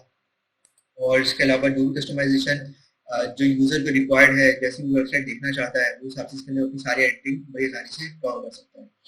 अब ये आता है कि हम पेज को एडिट कैसे करें। अब पेज को एडिट करने के लिए हमारे पास दो ऑप्शन होते हैं। एक हमारे पास अपीयरेंस में, एक सेकंड इसको रीलोड कर लेते हैं। काफी चीजें इंस्टॉल हुई तो हमेशा आप जब भी डैश कंट्रोल पैनल खोलें इसको रीलोड कर लें, ताकि वो जितनी भी लेटेस्ट चीजें हैं उनको जो है एक्वायर कर लें। उसके बाद हाँ, अब हमें ऑप्शन आता है कि हमें ना पेजेस को एडिट करना है। अब पेजेस को एडिट करने के लिए हमारे पास दो ऑप्शन होते हैं। या तो पेजेस में हम जाके उसका वर्डप्रेस का अपना खुद का एडिटर होता है, गुटनबर्ग एडिटर, जो कि एडिटिंग तो कर लेता है लेकिन बहुत सारी कस्टमाइजेशन नहीं कर पाता। जैसे लेट्स सपोज अभी मैं इसको इस होम पेज को यहाँ से एडिट करने जा रहा हूँ गुटनबर्ग एडिटर एडिटर के थ्रू, तो उसमें जो है हमारे पास कस्टमाइजेशन लिमिटेड ही होगी। मतलब मोस्ट ऑफ द केस आप स्टैटिक कंटेंट तो बहुत अच्छा एडिट कर सकते हैं, लेकिन जब आप डायनामिक कंपोनेंट्स की तरफ मूव करते हैं तो फिर आपको एक अच्छा पेज बिल्डर रिक्वायर्ड होता है, वो भी हम इसका आगे नेक्स्ट में डिस्कस करते हैं। अब जैसे मैंने इस पेज का एडिटिंग मोड ऑन कर लिया, इसमें ये मुझे दिखा रहा है कि मेरा टाइटल है, इसको मैं चेंज कर सकता हूँ। मेरा ये मेरी हेडिंग है जिसको मैं यहाँ पर बड़ी आसानी से गुटेनबर्ग से एडिट कर सकता हूँ। ये मिनिमल ब्लॉग है, इसको मैं द अट्रैक्टिव ब्लॉग कर देता हूँ फिलहाल। अट्रैक्टिव ब्लॉग हो गया तो मेरा यहाँ से कंटेंट चेंज हो गया। ये मेरे वो पोर्शन है जिनको मैं बड़ी आसानी से अपनी सर्विसेज पे जो भी कंटेंट है उसको बड़ी आसानी से चेंज कर सकता हूँ पेज एडिटर से, गुटेनबर्ग एडिटर से लेट्स सपोज को इस हिस्से को मैं डिलीट कर देता हूँ, तो मुझे ये हिस्सा रिक्वायर्ड नहीं है। उसके बाद नेक्स्ट में मैं देख रहा हूँ कि ये तस्वीर उससे अटैच है, मुझे तस्वीर यही चाहिए, मुझे इसमें तस्वीर डिफरेंट चूज करनी है, तो मैं यहीं पर से इमेज पे क्लिक करता हूँ, सॉरी ये रिप्लेस पे क्लिक करूंगा। ओपन मीडिया लाइब्रेरी, हमने इससे पहले एक तस्वीर अपलोड की थी तो हम वही तस्वीर को यहाँ पर असाइन कर देते हैं। सही, तो ये हमारे पास तस्वीर जो है हमने यहाँ पर अपनी वेबसाइट के पेज पे चेंज कर लिया है। उसके बाद वेलकम फ्रेंड है, उसको वेलकम गेस्ट कर देते हैं सिलेक्ट करके। बिल्कुल सिंपल, गुटेनबर्ग एडिटर इतना सिंपल है जैसे हम लोग वर्ड या एमएस पावर पॉइंट पे काम कर रहे हैं, बिल्कुल सेम उसी परस्पेक्टिव से यहाँ पर इसमें एडिटिंग हो रही होती है। लेकिन जब हमें एडवांस डिजाइन चाहिए, हमें बिल्कुल डिफरेंट लुक चाहिए वेबसाइट का, फिर हमें एडवांस बिल्डर्स की तरफ भी मूव करना पड़ता है। सही, उसके बाद ये ब्लॉग्स के टॉपिक है, ये अच्छा हम जितने भी ब्लॉग्स पब्लिश करेंगे ना वो सारे हमारे यहाँ पर आ रहे होंगे। अभी तो जैसे 3 ब्लॉग्स है ना, ये 3 कैटेगरीज हो सकती है या फिर यही 3 ब्लॉग्स हो सकते हैं। ये बाय डिफॉल्ट ना वहाँ पर मेंशन हो गए हैं, इसको हम पोस्ट में जाके चेक कर लेते हैं। ऑल पोस्ट में गए, बिल्कुल। अब ऑल पोस्ट के अंदर ना हमारे पास ये मल्टीपल ये टॉपिक्स आ रहे हैं। अब ये टॉपिक्स यहाँ जो फ्रंट पे डिस्प्ले हो रहा है इनसे ही लिंक्ड है, मतलब इस व्यू पोस्ट के बटन से लिंक्ड है। और ऊपर इनका ना डिस्प्ले इन्होंने कस्टम बना दिया कि अगर कोई पीपल रिलेटेड कोई पोस्ट देखना चाहे तो वो इस पे चला जाए, तो अर्बन रिलेटेड देखना चाहे तो वो इस लिंक पे चला जाए, मतलब इससे रिलेटेड जो भी पोस्ट हो वो देख सकें। जैसे हमने थोड़ी देर पहले ना टैग्स का जिक्र किया था, तो इन्होंने मल्टीपल टैग बना दिए। जैसे पीपल का टैग है उससे पीपल रिलेटेड सारी पोस्ट मिल जाएगी, और वही टैग उसने सारे पोस्ट के अंदर भी ऐड किया हुआ होगा। तो इसलिए हम टैग्स का इस्तेमाल करते हैं, हमें फिल्टर करना काफी आसान हो जाता है। उसके बाद जो है ये इनका थोड़ा सा बॉटम एरिया पोर्शन है जिसमें इन्होंने सोशल मीडिया की शेयरिंग के हवाले से और आउटरो लाइन ऐड की हुई है। उसके बाद ये इनका बेसिक फुटर आ गया, इसमें हम कोई भी इंफॉर्मेशन इसमें ऐड कर सकते हैं। जैसे वेब लिख देता हूँ यहाँ पर डिजाइन, अच्छा इसका कलर थोड़ा सा और चेंज कर लेते हैं। शो मोर सेटिंग्स पे जाके इसका जो भी टेक्स्ट का कलर है और बैकग्राउंड कलर वो हम सब चेंज कर सकते हैं। मतलब जो भी कंपोनेंट है ना उसका उसको जैसे भी एडिट करना है, थ्री या तो आप सामने बेसिक एडिटर जो है ये सामने खुला वैसे एडिट कर सकते हैं। इससे नहीं हो तो फिर आप सेटिंग्स में जाए तो आपको बहुत सारी सेटिंग्स जो है उसमें मिल जाती है। इससे क्या होता है कि आप कलर से लेकर साइज बहुत सारी एडवांस लेवल की चीजें जो भी आप एडिट करना चाहें बड़ी आसानी से कर सकते हैं। फिलहाल मैंने इसका बैकग्राउंड जो टेक्स्ट कलर को वाइट कर दिया। तो फिलहाल जो छोटी मोटी चेंजेस मैंने वेबसाइट पे की है, गुटेनबर्ग एडिटर मुझे अव्वल तो सारी चीजें एडिट करने दे रहे हैं बड़ी आसानी से। मैंने बेसिक सेटिंग इसमें चेंज करके इसको अपडेट कर दूंगा तो मेरा जो पेज है अब वो उसमें चेंज हो चुका है जो कि मैंने एग्जैक्टली इसमें किया था। सही, सही है। ये पोर्शन आ गया जहाँ पे मैंने चीजें डिलीट की थी, डिलीट हुआ आ गया। मैंने टेक्स्ट चेंज किया था, मेरा टेक्स्ट चेंज हो आ गया। उसके बाद मैंने इमेज और टेक्स्ट चेंज किया, वो भी होके यहाँ पर आ गया। उसके बाद है ब्लॉग पोस्ट, तो हमने वैसे रहने दिया था, ये पोर्शन भी वैसे ही। लास्ट में हमने वेब और डिजाइन ऐड किया था, वो भी वैसे आ गया। अब मैं चाहता हूँ इस पेज में कोई जो है ना कुछ नया कंपोनेंट वगैरह जैसे डिजाइन करना चाह रहा हूँ। फिलहाल मैं सिर्फ एक सिंपल अगर टेक्स्ट ऐड करना चाह रहा हूँ तो मैं ये कर सकता हूँ, किसी भी पोर्शन पे जाके ये किसी भी जगह पे जो है अपना एक ब्लॉक ऐड कर लेता हूँ। मुझे जो है इस टाइम हेडिंग चाहिए होगी, हेडिंग को ड्रैग करेंगे वेबसाइट में जिधर चाहिए होगी उसी जगह पे इसको लाकर ड्रैग करेंगे तो वहाँ पे हेडिंग आ जाएगी। हेडिंग यहाँ पर हम कुछ भी रैंडम इसमें अप्लाई कर सकते हैं। सही है, यही चीज मैं अपडेट कर दूंगा तो यही चीज मेरी वेबसाइट पे रिफ्लेक्ट हो जाएगी। इसी पेज को रिलोड कर लेते हैं एक बार फिर से। सही, तो वो हेडिंग यहाँ पर आ गई है। फर्दर जो कस्टमाइजेशन है वो हम वही इसकी सेटिंग से कर सकते हैं। जैसे ये जो है सेंटर में अलाइन हो जाए, जो टेक्स्ट है वो इटैलिक हो जाए, इसको सेलेक्ट करके इटैलिक। उसके बाद इसका कलर जो चेंज करना है, शो मोर सेटिंग्स में जाएंगे 3 डॉट्स के साथ, तो हमारे पास एडवांस सेटिंग आ गई। यहाँ पे इसको स्टाइलिंग मल्टीपल हम कर सकते हैं कि कहाँ पर किस तरह डिस्प्ले हो, कलर में कैसे ऑरेंज ले लिया, उसको अपडेट कर दिया। तो मेन पेज पे भी इस तरह की जो चीज़ें हैं एडिट होके अपडेट हो जाती हैं। तो वर्डप्रेस का जो बेसिक एडिटर और जो एडवांस जो हमारे पास प्लगइन्स होते हैं वो सेम इसी तरह ही एडिटिंग के आपको मल्टीपल फीचर्स देते हैं। इसकी वजह से आप पूरी वेबसाइट में नए नए कंपोनेंट्स भी बना सकते हैं, नया कंटेंट भी ऐड कर सकते हैं, चीज़ें भी एडिट कर सकते हैं, तस्वीर भी लगा सकते हैं और बदल सकते हैं। तो इस तरह हमारे पास सारी चीज़ें वर्डप्रेस बड़ी आसानी से बन जाती हैं।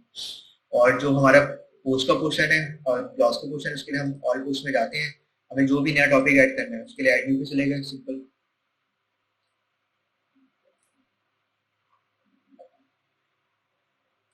चलिए यहाँ मैं ब्लॉग का कोई भी टाइटल रख लेता हूँ, जैसे ब्लॉग 1 लिख देता हूँ, ब्लॉग 2 करके कुछ भी इसमें रिलेटेबल कंटेंट जो मैंने पहले कॉपी किया था वही मैं दोबारा पेस्ट कर देता हूँ। उसके बाद मेरा कंटेंट भी प्लेस हो गया, टाइटल भी लग गया ब्लॉग का। अब मैं यहाँ पर साइड की सेटिंग देख लेता हूँ, मुझे कोई कलर चेंज करना है, मुझे फॉन्ट चेंज करना है, मुझे कोई चीज़ स्मॉल करनी है, जैसे ये हेडिंग है, ये सही नहीं है। इसका जो हेडिंग के ना मल्टीपल टैग्स होते हैं, अगर मैं इसको कम कर देता हूँ वो हेडिंग छोटी हो जाती है। कलर चेंज कर सकते हैं, जैसे लेफ्ट राइट पैनल पे हमें ये चीज़ें दिखा रहा है। तो इस तरह है कि हमारे पास एक ब्लॉग का पोस्ट बना है, उसके अंदर सारे कंपोनेंट्स ऐड किए और जो भी चीज़ एडिट करनी है उसको सेलेक्ट करके उसके 3 डॉट्स पे देंगे या उसके सामने की फ्रंट बेसिक सेटिंग में देंगे। बेसिक सेटिंग से काम बन गया, सही है, नहीं बनता है तो फिर हम ऑप्शन पे जाके जो है मोर सेटिंग्स पे जाएंगे, ये 3 डॉट ऑप्शन, इसमें शो मोर सेटिंग, फर्दर चेंजेस हम यहाँ से करके उसको अपडेट कर लेते हैं। अब जैसे मैंने इस ब्लॉग को उसको पब्लिश कर दिया और इसको यहीं से व्यू भी कर लेते हैं। सही है। अब ये देखें, अब ये जो है ना, अब ये बाय डिफॉल्ट ना ब्लॉग की ही सेक्शन में जा रहा है, क्योंकि इसको पता है कि ब्लॉग के बीच में जाएगा, तो ये हमने पोस्ट के सेक्शन में डिफाइन किया है। अब क्या होगा कि ब्लॉग न्यू की हमारी हेडिंग आ गई, उसके नीचे मेरा पूरा ब्लॉग आ गया, मेरे जो रिसेंट ब्लॉग्स हैं उनकी इन्फॉर्मेशन भी आ गई, और मैं कोई ब्लॉग सर्च करना चाहता हूँ तो वो भी मैं यहाँ से सर्च कर सकता हूँ। ये इसके सारे रिसेंट कमेंट वगैरह आ गए और ये इसका फीडबैक बॉक्स, यहाँ पर जो भी कमेंट करूंगा डायरेक्टली जो है मुझे वहां पर रिसीव हो जाएगा कमेंट पोर्शन में। सही है, मैंने ये फीडबैक यहाँ पोस्ट किया, ये यहाँ पर डिस्प्ले हो गया और यही फीडबैक को मैं अपने कंट्रोल पैनल में भी देख सकता हूँ। ये कमेंट्स, ये कमेंट्स के अंदर मेरा कमेंट जो है आ चुका है कि मैंने इस पे फीडबैक दिया अपना कि दिस इज गुड, और ये यहाँ पर आ चुका है। अब मैं चाह रहा हूँ कि वेबसाइट पे ये वाले कमेंट नहीं दिखे, या फिर मैं चाह रहा हूँ इसको मैं एडिट करूँ, तो मैं ये दोनों काम यहाँ से किसी के भी कमेंट को खुद भी एडिट कर सकता हूँ।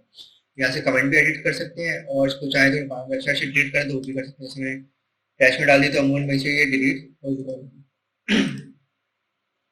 पेज पे देख लेते हैं रिफ्रेश करके कि वहां पर वो अभी भी है या हट चुका है, तो वो कमेंट जो है वो वहां से रिमूव हो गया। तो इस तरह के जैसे स्पॉइल्ड कमेंट्स आते हैं, कुछ बैड कमेंट्स होते हैं, तो सारे बड़ी आसानी से हम वहाँ कंट्रोल पैनल से मैनेज कर सकते हैं। तो ये था वर्डप्रेस का बेसिक ओवरव्यू की इंस्टॉलेशन, डोमेन होस्टिंग से लेकर थीम की सिलेक्शन, और फिर उसके बाद हमने एक बेसिक पेज इंपोर्ट करके उसे थोड़ा सा एडिट किया, उसके कंपोनेंट्स बन गए। उसके अंदर फिर हमने ब्लॉग ऐड किया, उस ब्लॉग के अंदर कमेंट करके हमने चेक किया कमेंट कहाँ पर आएगा, कैसे मैनेज करेंगे, ब्लॉग के अंदर चीज़ें कैसे एडिट होंगी। तो इस तरह ये बड़ी आसानी से मेंशन हो जाती है। लेकिन ये सब हो जाती है। अब मैं एक ना लाइव केस स्टडी दिखाता हूँ, इसके अंदर अगर हम वर्डप्रेस के अंदर काफ़ी एडवांस लेवल पे काम करना चाहते हैं तो फिर हमें कौन सा पेज बिल्डर रिक्वायर्ड होता है और किस तरह हम सभी चीज़ों की एडिटिंग कर सकते हैं। रिसेंट में हम लोग यही देख रहे थे कि हमारे पास एक वर्डप्रेस की वेबसाइट इंस्टॉल हो जाती है, उसके बाद उसके अंदर हम थीम इंपोर्ट कर लेते हैं, उसके बाद गुटनबर्ग एडिटर के थ्रू हम उस थीम के अंदर के जो पेजेस हैं उनको हम एडिट करना लास्ट उसमें देख लेते हैं। अब जैसे कि हमने देखा कि गुटनबर्ग एडिटर हमें चीजें एडिट तो करके दे रहा है, लेकिन सिर्फ बेसिक ब्लॉक से, बिल्डिंग ब्लॉक से ला के दे रहा है, जिसके अंदर हेडिंग है, इमेज है, टेक्स्ट है। अब कोई स्पेशल किस्म की कोई फंक्शनैलिटी वगैरह के एडिशन फिलहाल करंटली को इतना अच्छे से कवर नहीं कर पा रहा है, क्योंकि इसको कर लेना चाहिए। ये वर्डप्रेस का खुद का अपना एडिटर है, तो हमारे पास जो कंपोनेंट्स मिल जाते हैं वो एक तो लिमिटेड होते हैं और दूसरे है कि उनको भी ऐड करके कस्टमली उनको पूरा पूरा एडिट करना पड़ता है। तो उस चीज़ की आसानी के लिए हमारे पास वर्डप्रेस के अंदर एडवांस लेवल के पेज बिल्डर्स होते हैं, जो पेज बिल्डर्स आपको ज़्यादा अच्छी कस्टमाइजेशन देते हैं, ज़्यादा अच्छे कंपोनेंट्स प्री बिल्ड उसके अंदर होते हैं, ज़्यादा अच्छे उसके अंदर हमें एडिटिंग फीचर्स मिल जाते हैं कि जैसे किसी भी ऑब्जेक्ट को मल्टीपल मोशंस में कन्वर्ट करना, उसमें ट्रांजिशंस अप्लाई करने हो, वेबसाइट के अंदर एनिमेशन ऐड करनी, तो हमारे पास पेज बिल्डर्स होते हैं जो हमें काफ़ी अच्छा ये देते हैं। खासतौर पर जो एडवांस पेज बिल्डर्स है, जिनमें सबसे जो टॉप ऑफ द लिस्ट है वो है एलिमेंटल, उसके अलावा WP बेकरी है, उसके अलावा बीवर बिल्डर है, उसके अलावा विजुअल बेकरी एडिटर है। तो हमारे पास जो सबसे ज्यादा वर्ल्ड में जो यूज करते हैं रियल वर्ल्ड प्रोजेक्ट्स में, वो एलिमेंटर यूज करते हैं। एलिमेंटर एक तो बहुत इजी टू यूज है, दूसरा एलिमेंटर जो है बहुत आसानी से कंपोनेंट्स भी बना देता है, कंपोनेंट्स इंपोर्ट भी कर लेता है, और इवन एनिमेशन भी बड़ी अच्छे से असाइन कर लेता है। तो हम इस चीज को रेफरेंस में चेक करने के लिए हम एक रियल वर्ल्ड प्रोजेक्ट के सी पैनल में चलते हैं वर्डप्रेस के, और उसके अंदर जाके देखते हैं कि उसके अंदर इस टाइम कौन सा थीम इस्तेमाल हुआ है, उस वेबसाइट का लुक किस तरह का है, और उसके अंदर एलिमेंटर का रोल क्या था, और उसके अंदर एलिमेंटर से कंपोनेंट्स कैसे डिजाइन हो रहे हैं। तो मेरे पास एक वेबसाइट है innovogum.com जो कि करंटली डेवलपमेंट में अभी फिनिशिंग पे नहीं आई है। अब ये जो पेज जो डिजाइन है ये करंटली पूरी तरह कस्टम पे बना हुआ है थ्रू एलिमेंटर, यानी एलिमेंटर के पेज बिल्डर के थ्रू हमने बड़ी आसानी से जो है अच्छा सा एक यूआई जो है हमने डिजाइन कर लिया है। अब ये कि इस चीज पे एलिमेंटर का क्या हिसाब रहता है उसको हम थोड़ा सा टेस्ट कर लेते हैं। मैं वही वेबसाइट की जो है वर्डप्रेस के सी पैनल में चला जाऊंगा, जिसको हम जो साथ साथ डैशबोर्ड पैनल भी कहते हैं, सी पैनल कहते हैं, या वर्डप्रेस का डैशबोर्ड भी कहलाता है, मल्टीपल नेम्स है लेकिन फंक्शन एक ही। उसके बाद ठीक है, मैं अपने उस रियल वर्ल्ड प्रोजेक्ट की वेबसाइट के डैशबोर्ड में आता हूँ। अब उसमें मैं चला जाता हूँ पेजेस में। सही है, इसके अंदर काफी सारे पेजेस बने हुए, और इनमें से और इन हर पेजेस के आगे ना एक टैग मेंशन होगा एलिमेंटर। इसका मतलब ये है कि ये पेज एलिमेंटर सपोर्टेड है और ये पेज एलिमेंटर एडिटेड है, यानी इस पेज को अगर एडिट करना हो, इसमें कुछ भी ऐड करना हो, तो ये एलिमेंटर से ही ऐड होगा। अब सवाल है कि एलिमेंटर हम ऐड कहाँ से करें। एलिमेंटर के लिए हमें जैसे हमें याद है कि एलिमेंटर जो प्लगइन है जो कि फंक्शनैलिटी ऐड करेगा और वेबसाइट की हमें एडिटिंग में हेल्प कर रहा है, तो हम प्लगइन्स में जाके एड न्यू पे क्लिक करेंगे, और यहाँ सर्च प्लगइन में जाके हम लिख देंगे एलिमेंटर। अच्छा, सर्च जो प्लगइन डायरेक्टरी है हमारी, इसके अंदर हमें तकरीबन हर तरह के प्लगइन्स फ्री ऑफ कॉस्ट मिल जाते हैं, जिसको हम अपनी वेबसाइट में जो है इस्तेमाल कर सकते हैं फंक्शंस ऐड करने के लिए और मल्टीपल चीजें ऐड करने के लिए। मतलब किसी किस्म का कोई एप्लीकेशन फॉर्म हो गया या फिर उसके अंदर कोई खास किस्म की फंक्शनैलिटी लानी हो, तो हमारे पास जो प्लगइन डायरेक्टरी है, जैसे थीम की अपनी डायरेक्टरी थी वर्डप्रेस की, उसके अंदर भी काफी वर्डप्रेस की थीम थे। इसी तरह जो प्लगइन डायरेक्टरी है उसके अंदर भी काफी सारे हमें प्लगइन्स फ्री ऑफ कॉस्ट मिल जाते हैं। अब मेरे को फर्स्ट पेज में जो एलिमेंटर है वो लिखा हुआ आगे, जिसके 5 मिलियन से ज्यादा एक्टिव इंस्टॉलेशंस हैं और 6000 प्लस इसके रिव्यूज हैं, और इस टाइम मैंने इंस्टॉल किया हुआ तो ये मेरे पास एक्टिव शो कर रहा है। आपके पास जब भी आप इसको इंस्टॉल करने जाएंगे तो आपके पास प्लगइन जो है इस फॉर्म में आ जाएगा इंस्टॉल नाउ। वंस आप इंस्टॉल नाउ पे क्लिक कर देंगे तो वो प्लगइन जो है इंस्टॉल हो जाएगा। वंस वो प्लगइन जो है इंस्टॉल हो जाए तो उसके बाद आपको उस पर एक्टिवेट पे क्लिक करना है, ताकि वो जो प्लगइन है वो आपकी पेज के अंदर सही से, आपकी सॉरी वेबसाइट के अंदर सही से एम्बेड हो जाए, और फिर उसकी फंक्शनैलिटी को आप अपने पेजेस के अंदर डेवलपमेंट में जिधर भी आपको रिक्वायर्ड हो वहां पर इस्तेमाल कर सकें। तो अभी करंटली एक को हमने इंस्टॉल पे लगाया जो कि सिर्फ ट्यूटोरियल पर्पज है। तो चूंकि हमारे पास एलिमेंटर पहले से इंस्टॉल्ड है, और मैं फिर इसको थोड़ा सा हम डेमो ट्रायल कर लेते हैं। इसको हम पेजेस पे चले जाते हैं।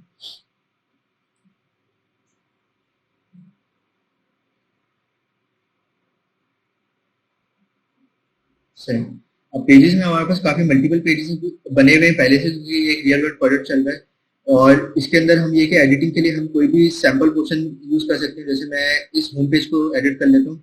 अब देखिए इस पे मेरे पास ना 2 एडिटर का ऑप्शन दे रहा है। एक दे रहा है एडिट, इस एडिट का मतलब है कि ये वर्डप्रेस के अपने एडिटर यानी गुटनबर्ग एडिटर पे चला जाएगा। दूसरा मेरे पास दे रहा है एडिट विद एलिमेंटर, क्योंकि मुझे एलिमेंटर का पेज बिल्डर इस्तेमाल करना है, तो मैं एलिमेंटर एडिट विद एलिमेंटर की ऑप्शन से ही प्रोसीड करूंगा। ठीक है, एलिमेंटर की जो लोडिंग स्पीड है ना, ये इंटरनेट पे वैसे most of the case base करती है। समटाइम्स अगर आपका इंटरनेट डिस्ट्रप्शन कर रहा है या आपके वेब पे कैशे का इशू है और एलिमेंटर लोड नहीं करता, सिंपली इसको कैशे आप क्लियर कर दें, इंटरनेट का आप कनेक्शन चेक कर लें, तो फॉर द फास्ट पेस ये आराम से लोड हो जाएगा। लेकिन मोस्ट ऑफ अगर कभी कभी जैसे ये एरर दे देता है, कभी कभी होता है स्लो रिक्वेस्ट की वजह से एरर अगर आ रहा है, तो आप डीलोड करके ट्राई करेंगे, तो इसका ये बेसिक एक फिक्स है। सही, तो उसके बाद मैं ये देख रहा हूँ कि मैंने अपना पेज ऑन कर लिया है। इसके अंदर एलिमेंटर का जो पैनल है वो लेफ्ट साइड पे आ गया है, राइट साइड पे मेरी पूरी वेबसाइट आ गई है, जिसके अगर मैं किसी भी कंपोनेंट पे माउस रखता हूँ तो हर एक कंपोनेंट पे एक ब्लॉक आ जा रहा है।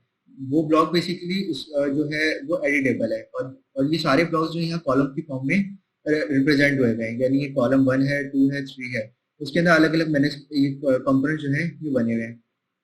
इसी तरह ये पूरी वेबसाइट जो है एलिमेंटर की हेल्प की वजह से बहुत ज्यादा एडिटेबल है, यानी इसके अंदर कोई भी कंपोनेंट पे क्लिक करता हूँ एडिट करने के लिए, यानी कंपोनेंट पे गया, उसको कॉलम के अंदर उस कंपोनेंट को सेलेक्ट किया, उसकी पेंसिल पे क्लिक किया, तो एडिट ऑप्शन आ गया। अब एडिट ऑप्शन में मुझे ये सारे फीचर्स दे रहा है कि जो मैं यहाँ पे चेंज करूंगा तो मेरा यहाँ पर कोई ना कोई जो प्रॉपर्टी है, ये कोई भी कंपोनेंट है वो चेंज हो जाएगा। अब जैसे यहाँ पर मिसाल के तौर पे इन्होंने डिस्प्ले की हुई है कि कॉलम एक ही हो, ठीक है, एक ही कॉलम बना हुआ है बिल्कुल। पोस्ट पर पेज ये कह रहा है कि 4 हो, लेकिन मुझे लिमिट कम करनी है, तो अगर मैं 3 कर दूंगा तो मुझे यहाँ पर सिर्फ 3 ही डिस्प्ले करेगा। अब ये कंपोनेंट्स जो है वो यहाँ पर मैन्युअली बन जाते हैं, या फिर हम इसको बैकएंड में बना के यहाँ पर कॉल करवा देते हैं। अच्छा, अब ये चूंकि सारी असल में पोस्ट है, इन्होंने असल में बेसिकली सारी पोस्ट कॉल करवा दी। पोस्ट जितनी ज्यादा होंगी उसके हिसाब से आप लिमिट बढ़ा के यहाँ पे चीजें ऐड कर सकते हैं। ये सिर्फ एक जनरल सेक्शन है कि आप एलिमेंटर के अंदर कोई भी चीज को कितनी आसानी से बेसिक पे क्लिक करके इसकी पूरा प्रॉपर्टी डैशबोर्ड आ जाता है। उस पे फर्स्ट पे तो उसके सारे ऑप्शंस हैं, सेकंड के अंदर उसकी सारी स्टाइलिंग है कि आप उसके अंदर स्पेसिंग, कॉलम गैप और ये सब कितना रखना चाहते हो। सही है। अब ये रो का गैप है, अब ये रो है ऊपर नीचे, अब इसके मैं गैप को चेंज करूंगा तो ये पूरी वेबसाइट में भी इसका इम्पैक्ट आ रहा है। सही है, बीच में जो स्पेसिंग है वो हमारे पास ज्यादा बन गई है, पहले हमारे पास स्पेसिंग इसकी थोड़ी कम थी। इसको बाय डिफॉल्ट वापसी वैसे ले जाते हैं, तो स्पेसिंग वापस ये श्रिंक हो गया, वैसा हो गया। ठीक है, ये हमारा स्टाइलिंग का पोर्शन है। इसके अंदर हम बैकग्राउंड के कलर्स वगैरह सब चेंज कर सकते हैं। जैसे मैंने बैकग्राउंड पे क्लिक किया और मैंने अपना कलर सेट किया होता है बाय डिफॉल्ट, तो इसलिए इसका पूरा बैकग्राउंड कलर चेंज हो गया। तो और इसको वापसी सही करने के लिए कलर पे क्लिक करके हमारा क्लियर का बटन है, वो जो जो जो भी चीज उसके अंदर एडिट हो रही होगी आपको उसको उसके वापसी स्टेट पे लाना है, तो ये बड़ी आसानी से स्टेट पे आ जाता है एलिमेंटर के थ्रू। और उसके अलावा नहीं भी तो हमारे पास एलिमेंटर के अंदर हिस्ट्री बटन है। हिस्ट्री बटन में आपने जो पहले एडिटिंग की हो आप उस पर से क्लिक कर दोगे ना, तो आपको उसी स्टेट में वापसी लेके आ जाएगा। जैसे यहाँ पर आता मैंने बैकग्राउंड जो है अभी पहले चेंज किया फिर व्हाइट कर दिया, लेकिन मुझे फिर ग्रीन ही चाहिए, तो मैं पुरानी स्टेट में वापसी जाता हूँ, उस मतलब हिस्ट्री के अंदर क्लिक करूंगा तो ये मुझे उस स्टेट में वापसी जाएगा बड़ी आसानी से। सही हो गया। तो अब हमने थोड़ा सा बेसिक तो देख लिया कि एलिमेंटर चीजें एडिट कर रहा है अपने पैनल्स, उसके डैशबोर्ड पैनल की हेल्प से और कंपोनेंट वगैरह। अब हम कोई कस्टम कंपोनेंट बना के देख लेते हैं एलिमेंटर से हम कोई भी कंपोनेंट डिजाइन कैसे करते हैं, इनमें से कोई भी। ये हम सही है, सबसे लास्ट में हम लोग आ गए इस जगह पर जो है ना, हम सबसे पहले तो एक बॉक्स सेट कर लेंगे। यानी मुझे एक नया सेक्शन बनाना है। अब मेरे नए सेक्शन में चॉइस है, मुझे फिलहाल 50-50 के रेशो से चाहिए, तो मैं सेकंड वाला सेलेक्ट करूंगा, तो मेरे पास एक बॉक्स बन के आ गया। अब मैं इसमें ये करता हूँ कि मैं लेफ्ट साइड पे जाऊंगा, लेफ्ट साइड पे इस पैनल पे क्लिक करूंगा, इस पॉइंट पे क्लिक करूंगा, ये मुझे क्या करेगा, मुझे पूरे एलिमेंटर के ना मेन्यू में लेके आ जाएगा कि एलिमेंटर के अंदर ना कौन कौन सा कंपोनेंट है जिसको मैं यहाँ पर इम्पोर्ट ड्रैग करके बड़ी आसानी से कुछ भी डिजाइन कर लूँ। जैसे मुझे हेडिंग चाहिए, मैंने हेडिंग यहाँ पर प्लेस कर ली। अब मुझे इसके साथ थोड़ा पैराग्राफ चाहिए, तो मैं टेक्स्ट एडिटर को यहाँ पर ड्रैग करके लेके जाऊंगा, मेरा टेक्स्ट भी आ जाएगा। और इस साइड पर हम कोई मिसाल के तौर पर कोई इमेज कवर कर लेते हैं, तो यहाँ पर हमने ये इमेज का बॉक्स मिल गया, इमेज को लेके आ गए। सही है। अब बेसिक तो मेरा जो है ना बॉक्स तो सेट हो गया है। अब मुझे इसको करना है स्टाइल और अपने कंपोनेंट्स के अंदर साइन करना है। तो फिलहाल यहाँ से मैं कोई रैंडम पिक्चर इसमें से ले लेता हूँ। सही है, एक हमने एक रैंडम पिक्चर ले ली जो कि अपने पूरे साइज में गया। अच्छा, हमें याद है कि हमने एक साइज के बारे में डिस्कस किया था सेटिंग्स के अंदर, तो अभी मेरे पास देखें बाय डिफॉल्ट का जो साइज है ना वो लार्ज वाला ही आ रहा है 1024x10। तो हम लोग को अगर इसका साइज चेंज करना हो तो हम कस्टम में जाके इसके ऊपर कोई भी साइज असाइन कर सकते हैं। जैसे मैं 300x500 कर देता हूँ हाइट, अप्लाई, तो ये 300x500 की हाइट पे सेट हो जाएगी। तो हमारे पास जो तस्वीर की जो एडिटिंग है वो हम बाय जो है एक ही दफा हमने अच्छी पिक्सल की पिक्चर ले ली, उसको हम बाय डिफॉल्ट किसी भी साइज में अच्छे पिक्सल के साथ कस्टमली सेट कर सकते हैं बड़ी आसानी से। मैंने इसी रैंडम इस पिक्चर को थोड़ा सेट कर दिया। अब मैं ये देख रहा हूँ कि हेडिंग बहुत ऊपर हो गई है और इसके नीचे पैराग्राफ है। अब मुझे ऊपर थोड़ा इसको थोड़ा सा नीचे लाना है, मैं यहाँ पर एक्स्ट्रा स्पेसिंग ऐड करूंगा, स्पेसर यूज करूंगा इसके लिए। स्पेसर मैं लेके आ गया, तो इसने स्पेस बना दिया। अब मुझे ये थोड़ा सा और नीचे चाहिए, तो मैं स्पेसिंग थोड़ी थोड़ी बढ़ाता रहूंगा, मुझे देखूंगा मुझे कहाँ सूटेबल लगता है, कितनी स्पेस होनी चाहिए, या फिर मैं थोड़ा थोड़ा करके भी उसको कवर कर सकता हूँ कि अभी जैसे 170 की मुझे थोड़ी बेहतर स्पेसिंग लग रही है। सही है। अब इस हेडिंग को मैं थोड़ा सा इस हेडिंग को चेंज करने के लिए इस पर क्लिक करेंगे तो इसका एडिट ऑप्शन आ जाएगा। फर्स्ट पेज में इसकी प्रॉपर्टीज है कि क्या क्या इसमें हम ऐड कर सकते हैं, लगा सकते हैं। जैसे मैंने हेडिंग का नाम चेंज कर दिया, सिर्फ सिंपल लिख के। उसके बाद अगर मुझे इस हेडिंग में ना कोई लिंक अटैच करना है तो वो भी लिंक यहाँ पर पेस्ट कर दूंगा। यहाँ पे जो भी लिंक पेस्ट करूंगा इस पर क्लिक करने पे डायरेक्टली वो चीज़ मिल जाएगी। अच्छा, उसके बाद जो है इसका मुझे क्या साइज रखना है, स्मॉल रखना है, मीडियम रखना है, लार्ज, जो इनके एक तो प्री डिफाइंड साइज है वो। उसके बाद HTML टैग। अच्छा, इसका इस्तेमाल कब आता है, एक तो आप साइज कंट्रोल करते हो, दूसरा SEO के हवाले से। SEO में ये होता है कि SEO में सबसे पहली प्रायोरिटी होती है H1 का टैग, फिर सेकंड प्रायोरिटी होती है H2 का टैग, उसके बाद जो कंपोनेंट्स होते हैं उसके लिए P या H3 का टैग इस्तेमाल करते हैं। तो जब हम एसईओ के हवाले से वेबसाइट को ऑप्टिमाइज करने जाते हैं तब हम इन टैग्स को यूज करते हुए पूरी वेबसाइट के लेआउट को थोड़ा सा चेंज कर देते हैं। और अगर इससे भी हमारा डिजायर्ड साइज या फॉन्ट नहीं मिल रहा है फिर हम जाते हैं सीधा स्टाइल में। स्टाइल में ये कि इसका कलर चेंज हो सकता है, जैसे मैंने कोई भी कलर रैंडम रख दिया। उसके बाद टाइपोग्राफी है, यानी इसको फॉन्ट वगैरह सब चेंज हो जाएगा। आपके पास सारे फॉन्ट्स के अंदर बहुत सारे गूगल के फ्री फॉन्ट्स हैं बेसिकली सारे, ये सारे इसके अंदर अवेलेबल हैं। और अगर आपको एक्स्ट्रा फॉन्ट्स के अंदर ऐड करना है उसके लिए स्पेशल प्लगइन्स आते हैं, उनको आप इंस्टॉल करेंगे, उसके थ्रू आप नए प्लगइन इसके अंदर फॉन्ट डाल सकते हैं। तो आप इनमें से कोई भी फॉन्ट इसमें से, जैसे मैंने ये सिलेक्ट कर लिया। अच्छा, यहाँ पर भी मैं कस्टमली कोई भी साइज सेट कर सकता हूँ। और फॉन्ट का वेट जो भी प्रॉपर्टी है इसकी, जिसके अंदर नॉर्मल है तो बिल्कुल लाइट हो जाएगा, जिसके अंदर एक्स्ट्रा बोल्ड है तो बिल्कुल थिक हो जाएगा। तो ट्रांसफॉर्म है कि सारा कुछ अपर केस हो, लोअर केस हो, कैपिटलाइज हो, वो चीज़ आप सेट, जैसे आपने रैंडम टेक्स्ट लिख दिया और आप इसके थ्रू यहाँ वन क्लिक में अपना सारा कंटेंट सही से अलाइन कर सकते हैं। उसके बाद है स्टाइल। अब इसके ये जो है इसमें नॉर्मल और ये इटैलिक जो बेसिकली प्रेजेंटेशन है फॉन्ट्स की, ये वो चीज़ें हो गई। अच्छा, डेकोरेशन में कि लाइंस वगैरह का आ जाता है, जैसे अंडरलाइन चाहिए, ओवर लाइन चाहिए, मैंने कहा ओवर लाइन आ जाए पर एक। और लाइन हाइट ये है कि ऊपर वाला कंटेंट और नीचे वाले कंटेंट के दरमियान गैप कितना रहेगा। तो मैं उसके थ्रू जो है ना, समटाइम्स होता है कि बहुत सारा कंटेंट एक साथ कंप्रेस हुआ होता है, तो उस हवाले में ना हम उसको जो है ना बैलेंस करने के लिए लाइन हाइट को इस्तेमाल करते हैं। जैसे लाइन हाइट 0 सब ओवरलैप कर रहे हैं, लाइन हाइट है तो ये सारा कंटेंट जो बिल्कुल बैलेंस में चलेगा। मैं टाइपोग्राफी में वापस जाता हूँ और लाइन हाइट को ये। और लेटर स्पेसिंग जो बेसिक ये है कि जो जितने भी लेटर्स है उनके दरमियान की स्पेसिंग। जैसे समटाइम्स हम ना अपना फॉन्ट थोड़ा सा अच्छा प्रेजेंट करने के लिए स्पेसिंग क्रिएट करते हैं, जैसे लेटर स्पेसिंग में मैंने काफी स्पेसिंग बढ़ा दी, तो जो पूरे लेटर्स है ना उनके दरमियान में गैप अच्छा बन गया, जिससे वो काफी अच्छा प्रेजेंट हो गया। और वर्ड स्पेसिंग ये कि अगर बहुत सारा टेक्स्ट है उसके दरमियान आप बहुत सारे वर्ड्स बने हुए उसके दरमियान की स्पेसिंग के लिए। अव्वल तो ये सिंगल ही है, और बल्कि अबाउट रहेगा 2 वर्ड्स हो गए तो ये उनकी स्पेस बना है। सही है। तो एलिमेंटर से एक ड्रैग एंड ड्रॉप हमने बड़ी आसानी से इसको सेट कर लिया। फिर एक ये चीज आती है कि समटाइम्स इस सारे ऑप्शन यूज करने के बाद भी ना सही से पोजीशन भी नहीं आ रहा है, मतलब कि मैं चाह रहा हूँ थोड़ा सा उस तरफ चला जाए लेकिन वो नहीं जा रहा। फिर हम जाते हैं एडवांस ऑप्शन में, यहाँ पर आ जाता है मार्जिन और पैडिंग। मार्जिन और पैडिंग हमारे पास इस तरह होता है कि मार्जिन हम कहते हैं कि किसी भी कंपोनेंट के आउटर स्पेसिंग को, यानी अगर बाहर की स्पेसिंग को उसको मैनेज करना है। और पैडिंग कहते हैं इनर स्पेसिंग को, यानी अगर एक बॉक्स बना हुआ है, मैं चाह रहा हूँ कि पूरा का पूरा बॉक्स उठ के किसी और जगह पे चला जाए, तो मैं मार्जिन इस्तेमाल करूंगा कि उसको आउटर स्पेसिंग यूज करें। लेकिन मैं चाह रहा हूँ बॉक्स के अंदर के किसी कंपोनेंट को उसके अंदर ही आगे पीछे में मूव कराऊं, तो फिर मैं पैडिंग इस्तेमाल करूंगा। सही है। उसके अलावा अगर किसी खास किस्म की स्पेशल पोजीशन चाहिए, जैसे मैं चाह रहा हूँ कि अभी ये स्टैटिक अपनी जगह पे लगा हुआ है, मतलब ज्यादा तो मैं पैडिंग मार्जिन से ऊपर नीचे कर सकता हूँ और स्पेसिंग से ऊपर नीचे कर सकता हूँ, लेकिन मैं चाह रहा हूँ कि बस मैं ऐसी कहीं पे भी उठा के लेके चलूँ। फिर हम पोजीशन में जाके इसको कर लेंगे ऑब्सोल्यूट, और इसको उठा के कहीं पे भी फिर थ्रू आउट द वेबसाइट इसको प्लेस कर सकते हैं। तो समटाइम्स आपके पास अगर पोजीशन पैडिंग मार्जिन भी प्रॉपर्ली सही सेट नहीं हो रही हो, तो हम फिर पोजीशन को ऑब्सोल्यूट कर देते हैं, क्योंकि वो एक ही सेगमेंट में चला जाता है और फिर उसको पूरे वेब पे कहीं भी अप्लाई कर सकते हैं।